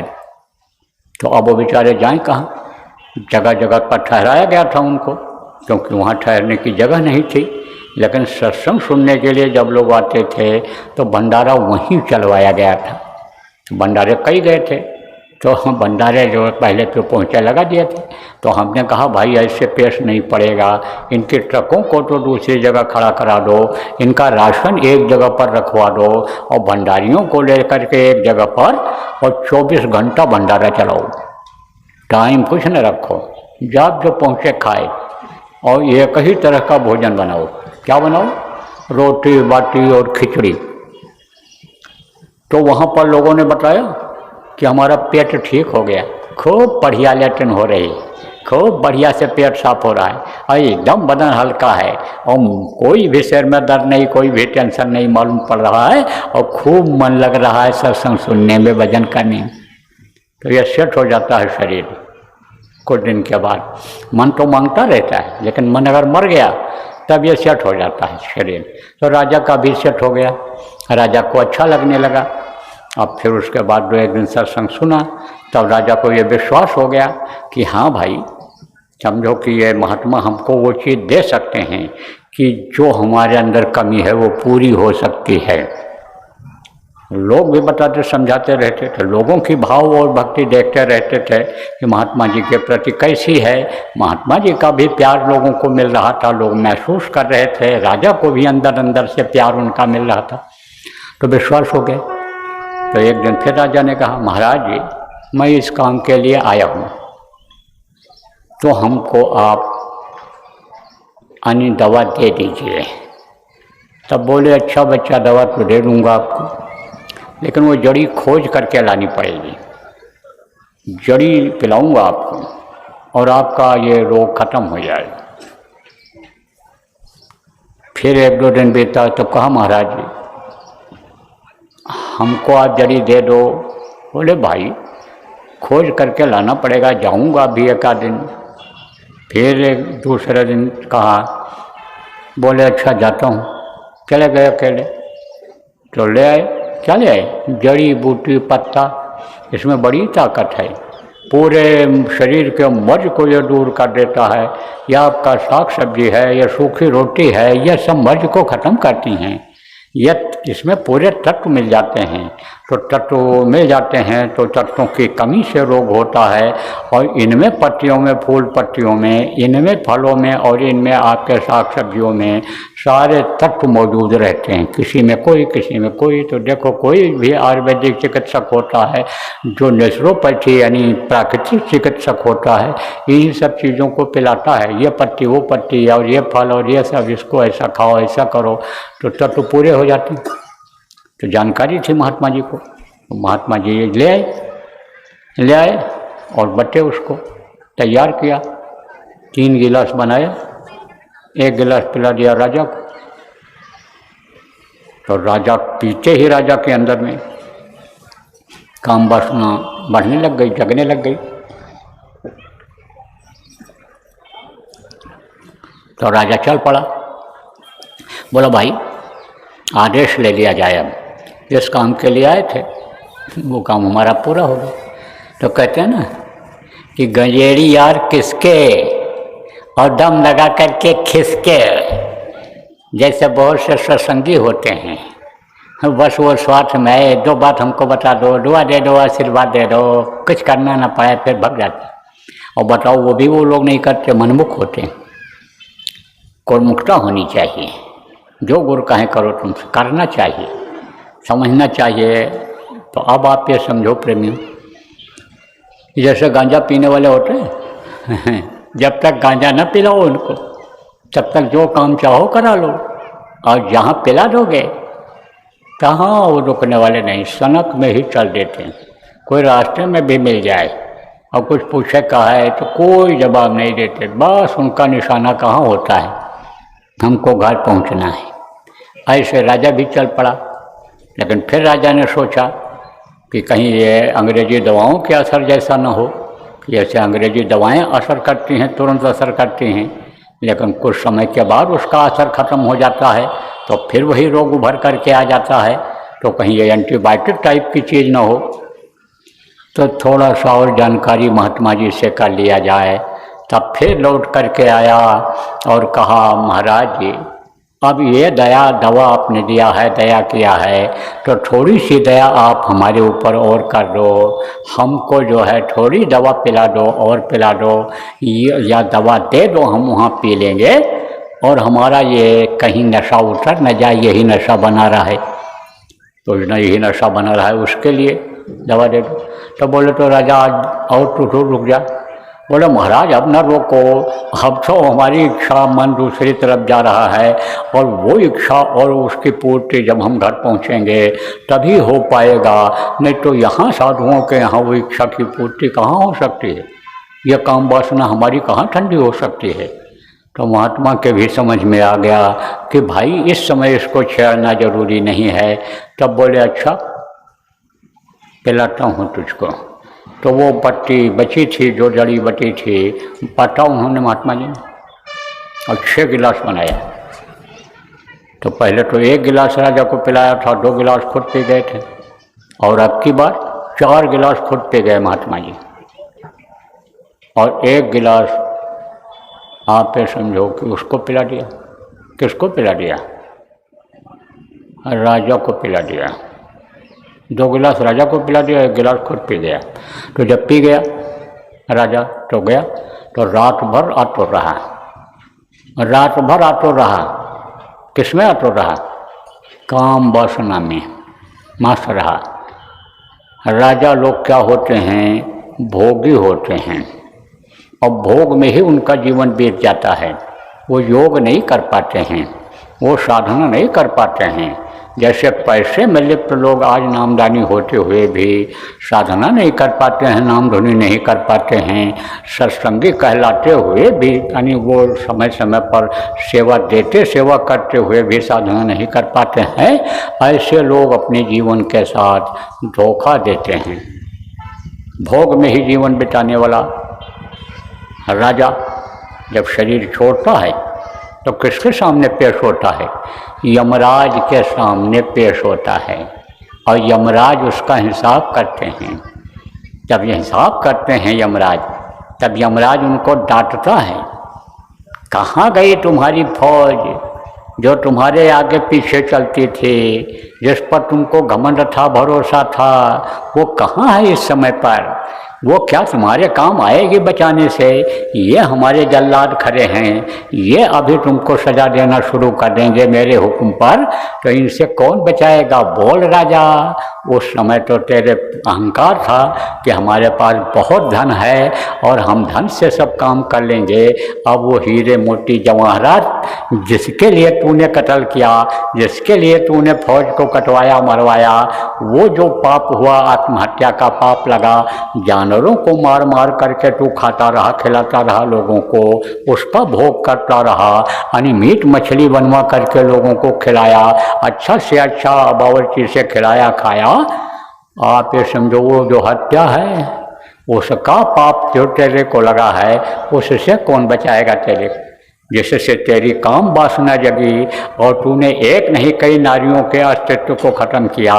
एक नारी की जगह पर अनेक नारी तूने बनाए, जिनको तू रानियां कहता था कि ये रानी बड़ी वफादार है, मेरी बड़ी सेवा करती है, और रात दिन मेरे सेवा में लगी रहती है। यमराज कहता है कहाँ है अब वो?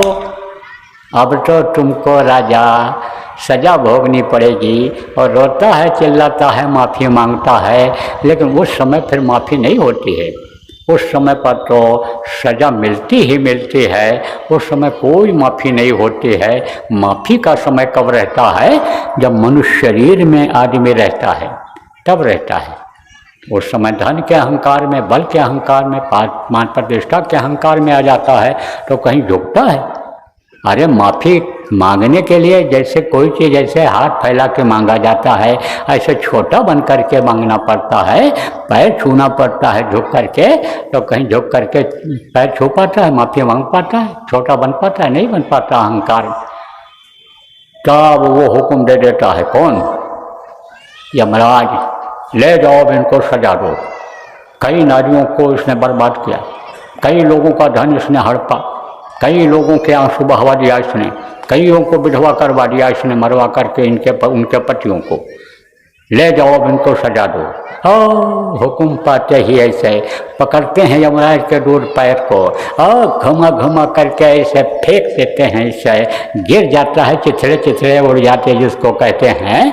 और फिर उसके बाद में पत्थर मार मार करके घायल करते हैं। लहू की नदी बहती दिखाई पड़ती, कहीं चमड़ी नहीं दिखाई पड़ती है, केवल शरीर के ऊपर खून ही खून दिखाई पड़ता है।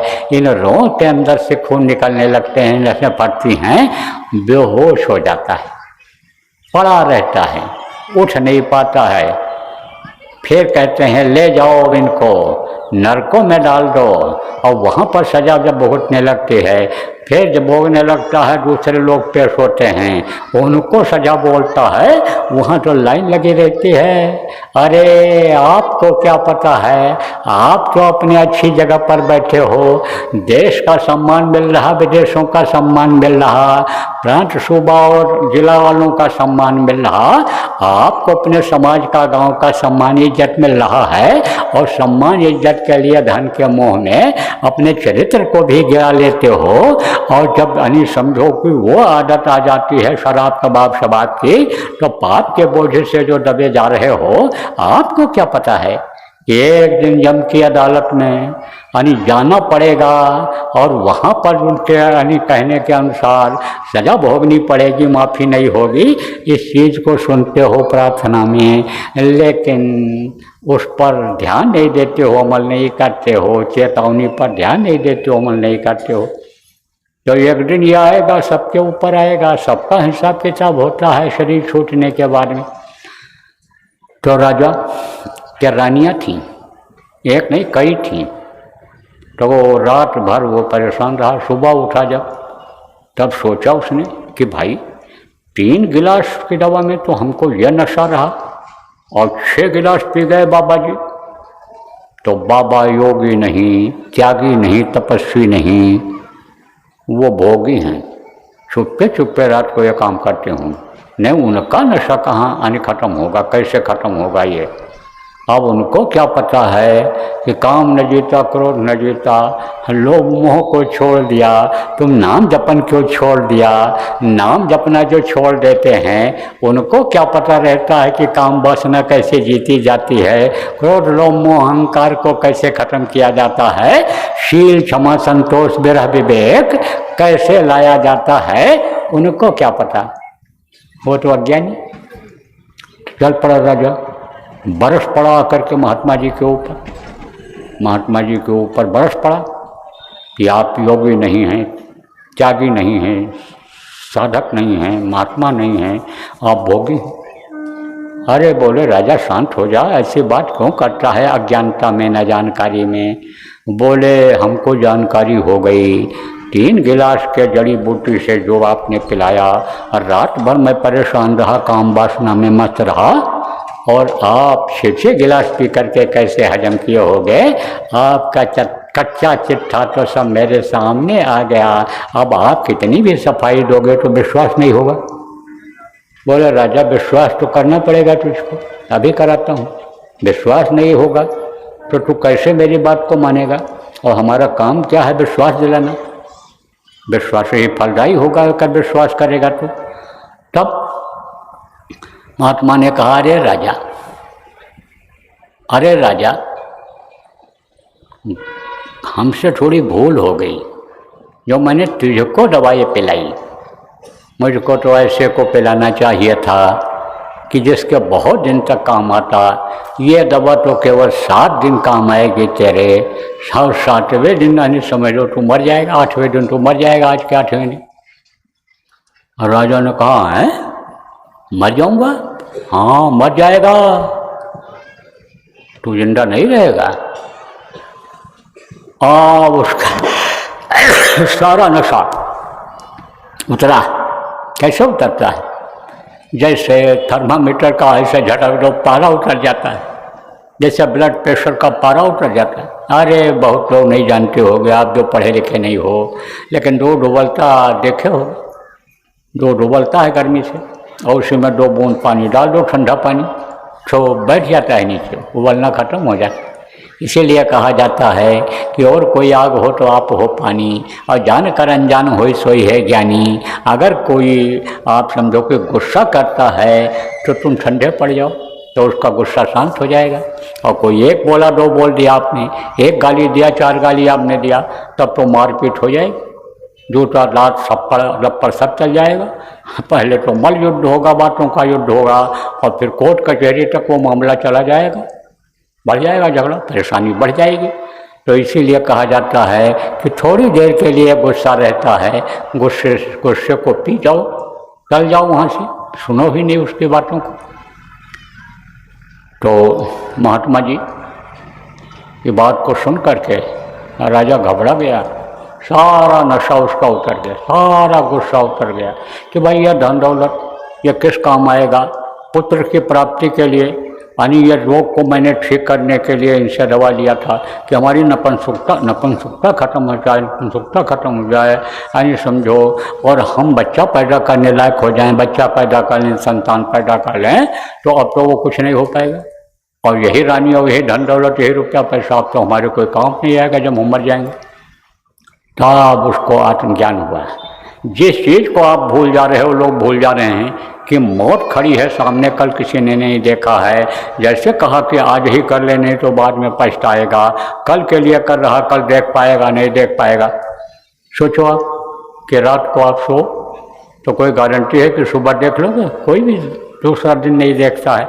लेकिन ये भूला रहता है कि भाई पता नहीं कब आँख बंद हो जाए, ये मिट्टी का खिलौना मिट्टी में मिल जाए, इसका कोई भरोसा नहीं है।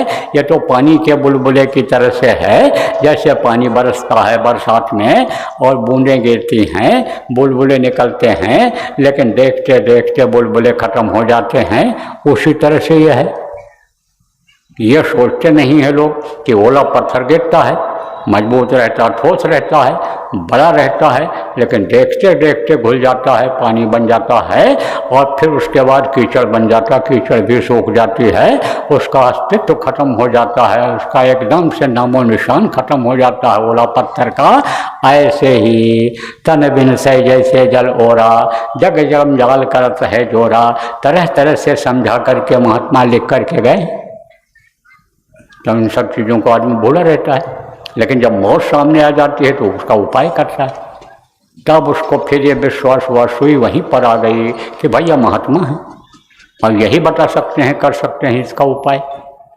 तब कहा महाराज अब शरण में ले लो, अब हम पर आप पर ये विश्वास हमारा जमने लग गया कि आप ही हमको मौत से बचा सकते हो, मौत से बचा सकते हो, आपके हाथ में है।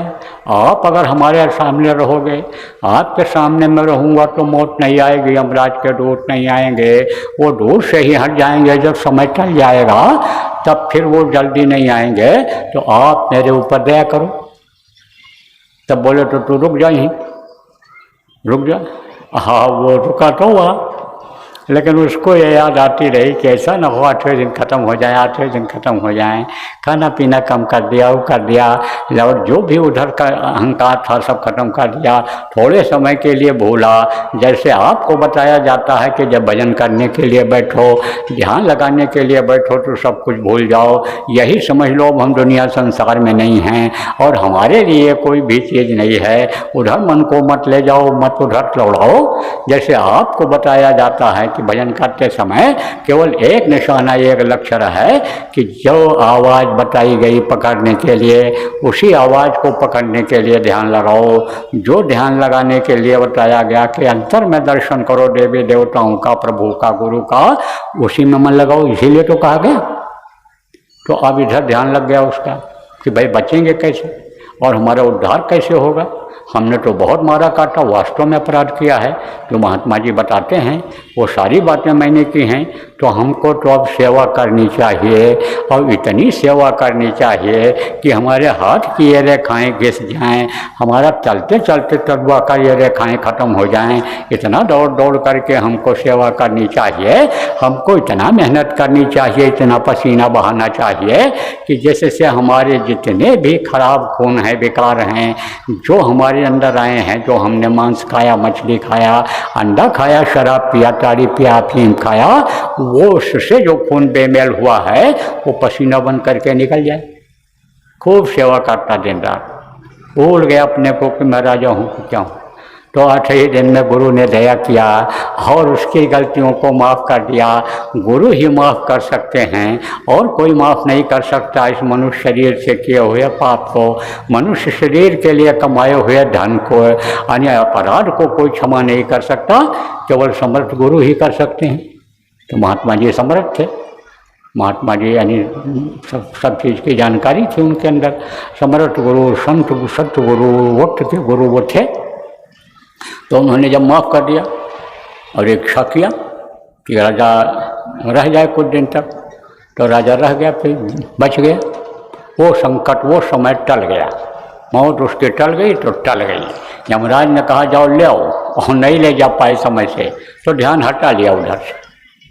जैसे विदेशों में चले जाते हैं लोग और लुके छिपे रहते हैं, अब इंक्वायरी शुरू होती है, एक बार पता लगाते हैं कि कौन कौन लोग बाहर के हैं, यहाँ रह रहे हैं, निकालो उनको जो है अनआधिकारिक रूप में रहते हैं, जो आधिकारिक नहीं रहते हैं, इनलीगल जिसको कहते हैं, इनलीगल जो लोग रहते हैं उनको निकाल बाहर करो। तो एक अभियान चलता है और उसमें जो पकड़े गए निकाल दिए गए, और लोग छुप गए तो फिर ध्यान हट जाता उधर, तो सारा काम आ जाता है। ऐसे यमराज का भी होता है, रहता तो है हिसाब किताब उसका, लेकिन जब गुरु के शरण में चला जाता है तो उसका सारा जो चिट्ठा होता है, कागज होता है, वो उनके पास चला आता है, गुरु के दरबार में चला आता है, तो उसके देख रेख गुरु के लोग करते हैं, गुरु करते। तो मौत से बच गया, मौत से बच गया तो मन उधर से हट ही गया था राज की तरफ। लेकिन कभी कभी उसके कर्म आ जाते थे, जैसे भजन लोग करते हैं, साधना शिविर में लोग बैठते हैं, साधना बनती भी है, लेकिन बीच में भारी रुकावट आ जाती है। तो क्यों आती है प्रेमियों? कर्मों की वजह से आ जाती है। कर्मों के जो वो रह जाते हैं, वो समझो लोथड़े कह लो तो वो आ जाते हैं। जैसे एक बार खून साफ कर दिया गया, अब खून में कोई समझो कि अंदर से गंदगी है और फिर वो लोथड़ा आ गया तो फिर वही तकलीफ हो जाती है, ऐसा हो जाता है। तो एक दिन उसके कर्म आ गया। तो फिर बोला महाराज जी मैं तो राजा हूँ, मेरे पास क्या नहीं है, मेरे पास तो सब कुछ है, और ये बताओ कि महात्माओं के पास क्या है? उनके तो रोटी लंगोटी ही है, उनके तो झोपड़ी ही है, उनके पास क्या है? तो महात्मा ने सोचा भाई आ गया इसका कर, तो इसको जवाब उसी तरह से देना चाहिए, जैसे को तैसा मिले कहते हैं, और मिले कीच में कीच, और जब जो कि पानी में पानी मिले कीच में कीच, देखो जैसे को तैसा मिले, और मिले नीच को नीच, और पानी में पानी मिले और मिले कीच में कीच, बुरे का साथ कर लो तो समझो कि वही चीज़ मिले, वो अच्छे का साथ कर लो तो अच्छाई मिलती है। तो कहा कि भाई इसका अहंकारी का साथ पड़ गया, तो इसको उसी तरह जवाब देना चाहिए। कहा रे राजा तू कहता महात्माओं के पास क्या होता है, मेरे पास तो वो धन है कि जितना भी लोहा है तेरे राज्य का तू ले आओ तो मैं उसे सोना बना दूँ। अरे राजा गदगद हो गया, बोला महाराज तो आदेश दीजिए, हम आज ही जा रहे हैं। बोले जा ले आ सोना बना देंगे। और राजा का मन फिर उधर चला गया, वही थोड़ा सा कर्म बीच में आ गया, उसी को नहीं काट पा रहा था, वो नहीं काटा था, बीच बीच में जैसे आ जाता है वो नहीं कटा था, वही कर्म ले गया राजा को, और वो लोहा इकट्ठा करने के लिए आदेश दे दिया, और लोहा जितना था उसके राज्य में लदवा करके लाया और रखवा दिया वहाँ। राजा के राज्य में तो रहते ही थे महात्मा, और राजा का ही सब कुछ रहता है। अब जो कोई आप ये कुछ कहते हो कि ये ज़मीन मेरी है, ये मकान मेरा है, ये रुपया जो मेरा बैंक में जमा है, सच पूछो किसका है?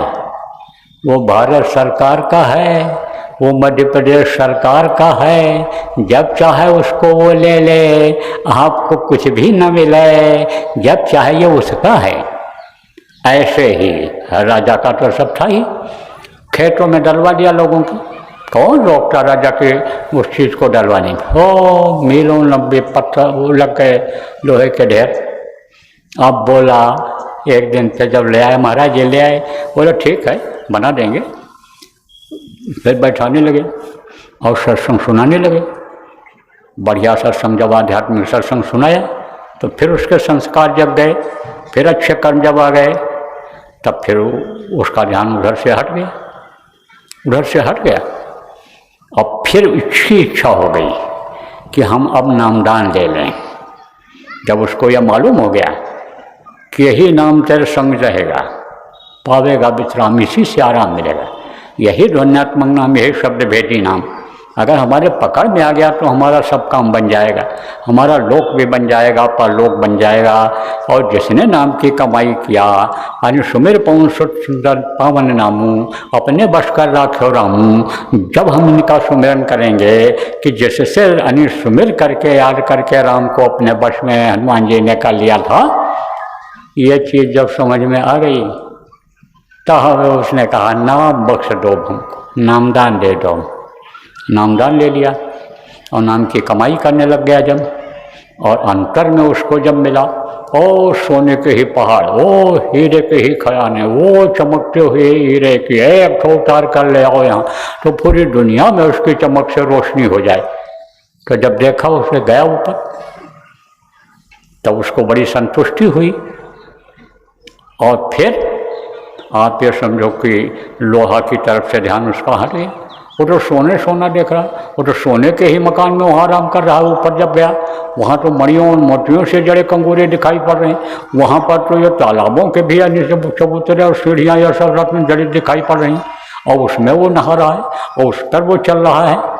तब जब देखा तब कहा अरे ये सब धन धूल समान, जब आवे संतोष धन, सब धन धूल समान, गोधन गज धन बाज धन और रतन धन खान, और जब आवे संतोष धन सब धन धूल समान।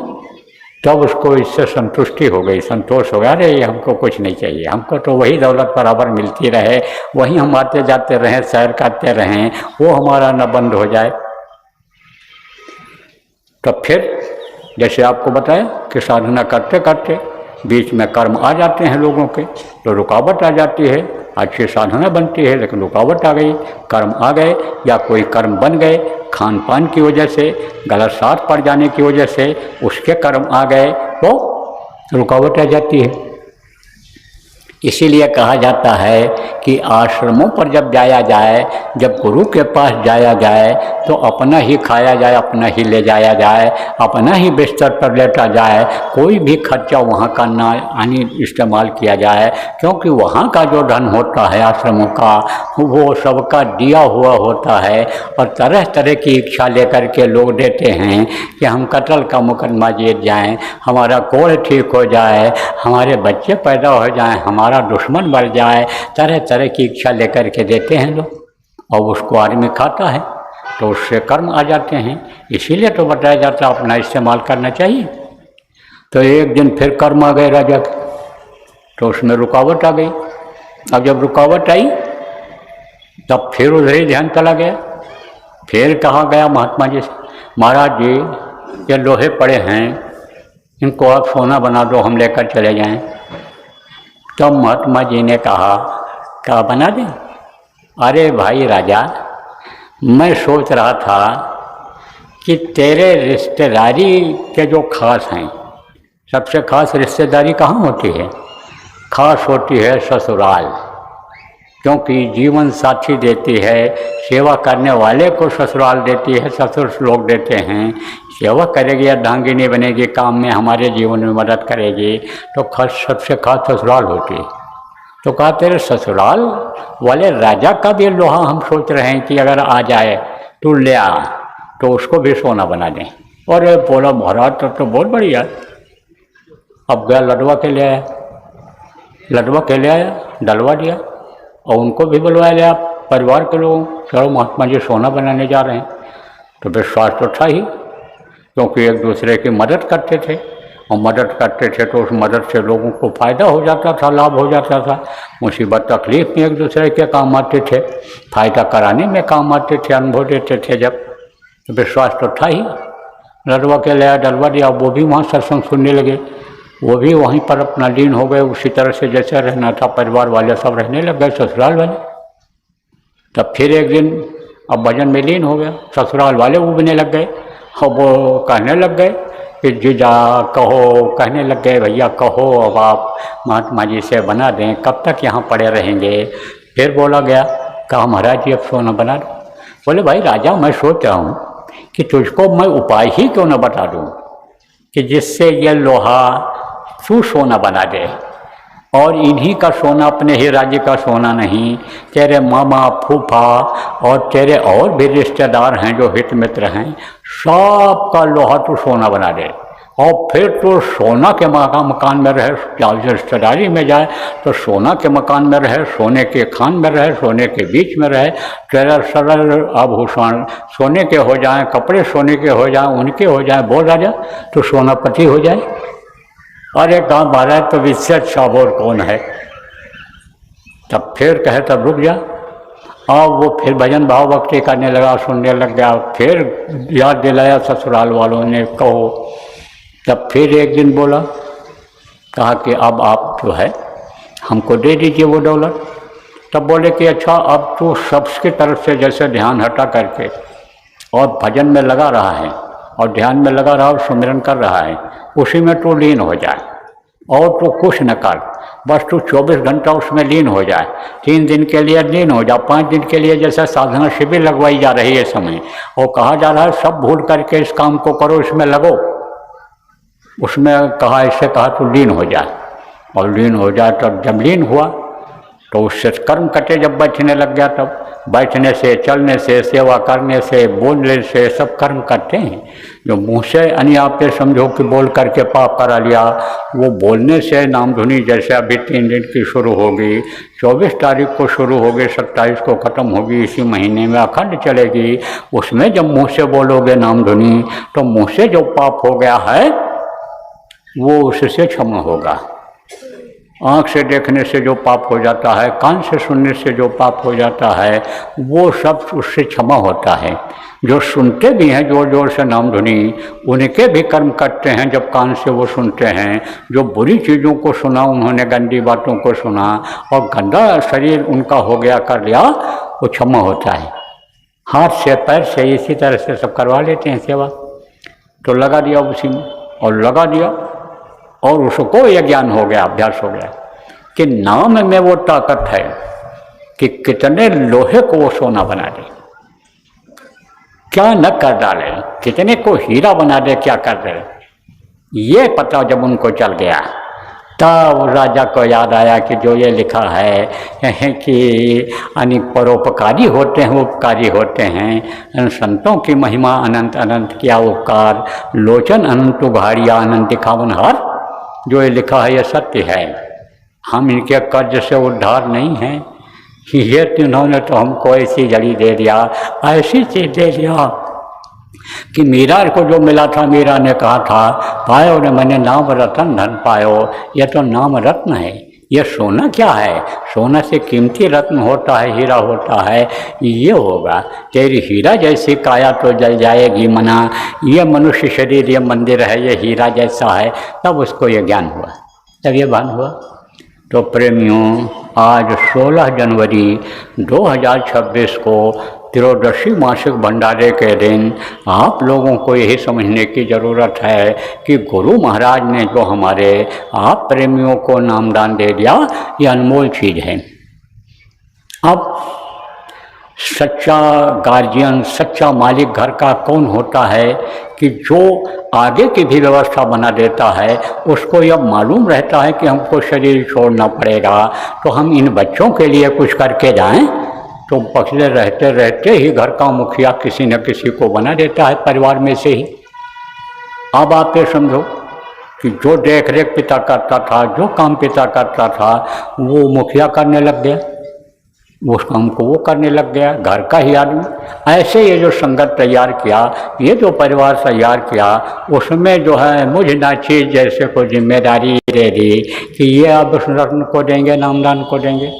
तो वो नाम जो आपको कल मिलेगा, गुरु महाराज की दया रही, परसों नए लोग आ गए तो परसों भी मिल जाएगा, उसको आप ले लेना और करके आजमाइश करके देखना।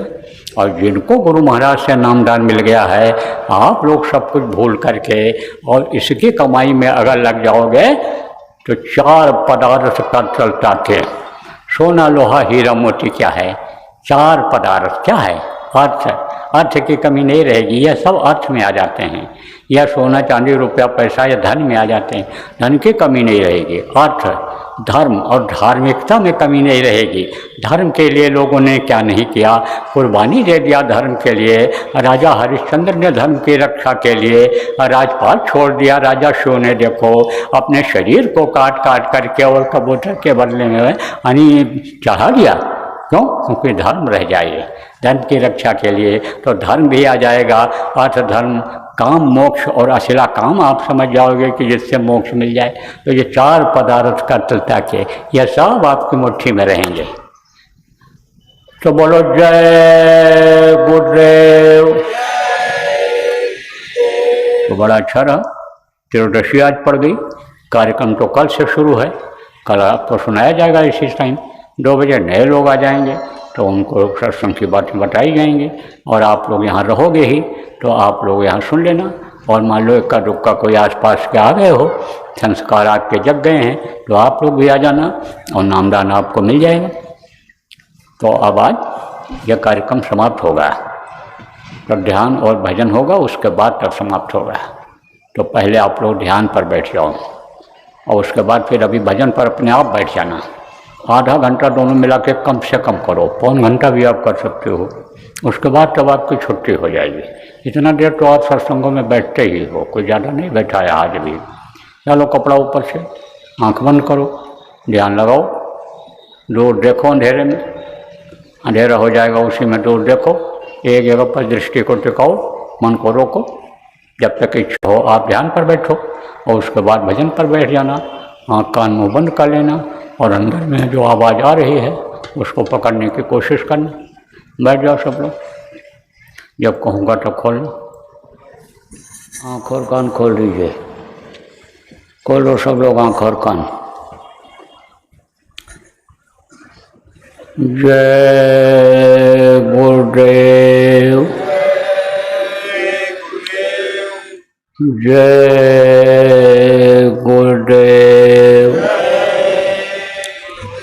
जय गुरुदेव। नाम किसका?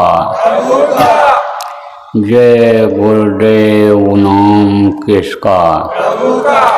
प्रभु का पावन नाम, प्रभु का पावन नाम। जय गुरुदेव। या विनती गुरुदेव हमारी,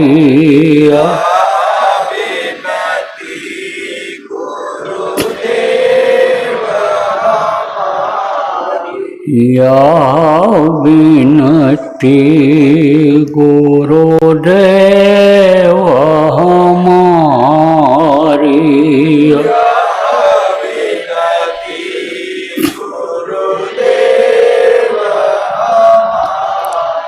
गुरु पद स्नेह छूटे नहीं कबहीं गो,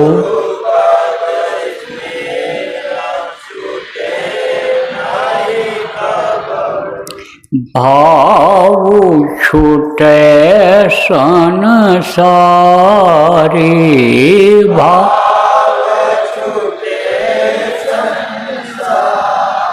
या विनती गुरुदेव हमारी।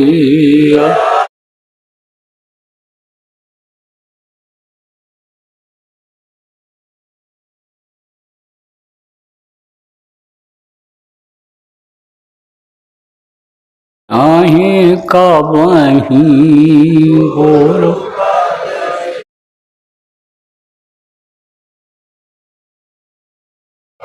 भाव छूटे संसारी,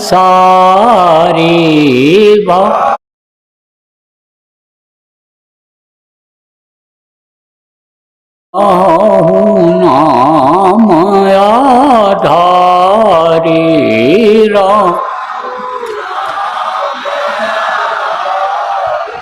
या विनती गुरुदेव हमारी,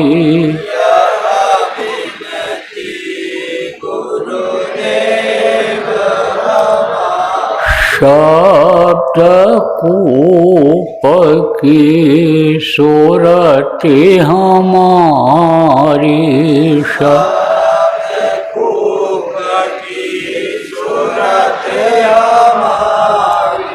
बनी रहे पनिहारी, बनी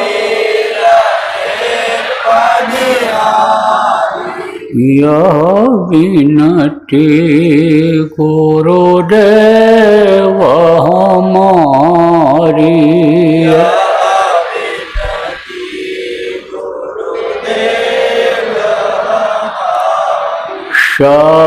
शब्दयम्य रस पियाय निरन्तरश,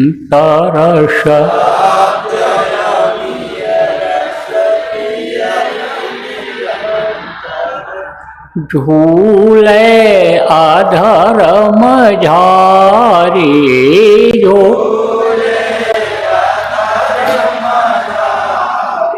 यह विनती गुरुदेव हमारी,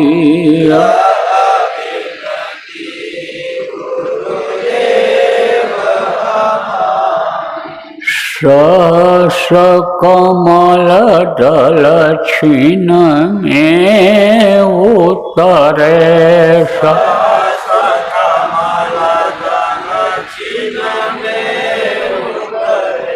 त्रिकुटी ले सम्हारी, त्रिकुटी यह विनती गुरुदेव हमारी,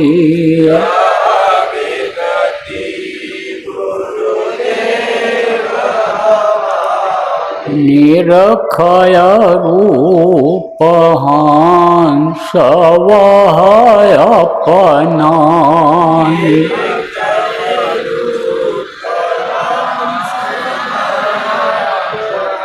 खोले द्वार की वाणी,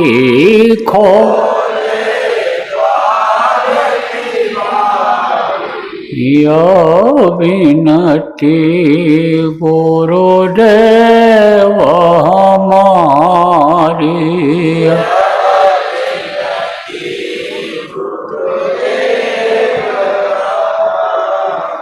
गुफा पारसत नाम समाये, गुफा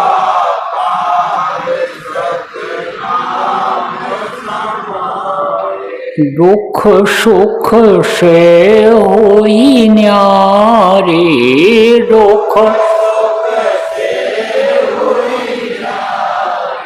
यह विनती गुरुदेव हमारी,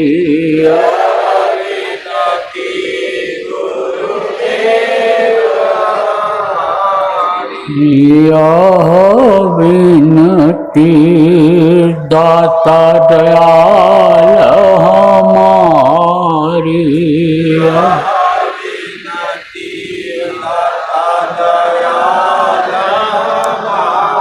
यह विनती कृपा निदान हमारी,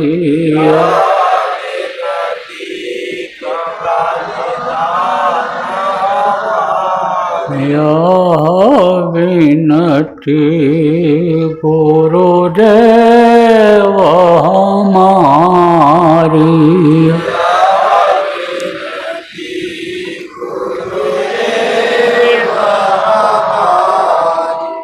जय गुरुदेव।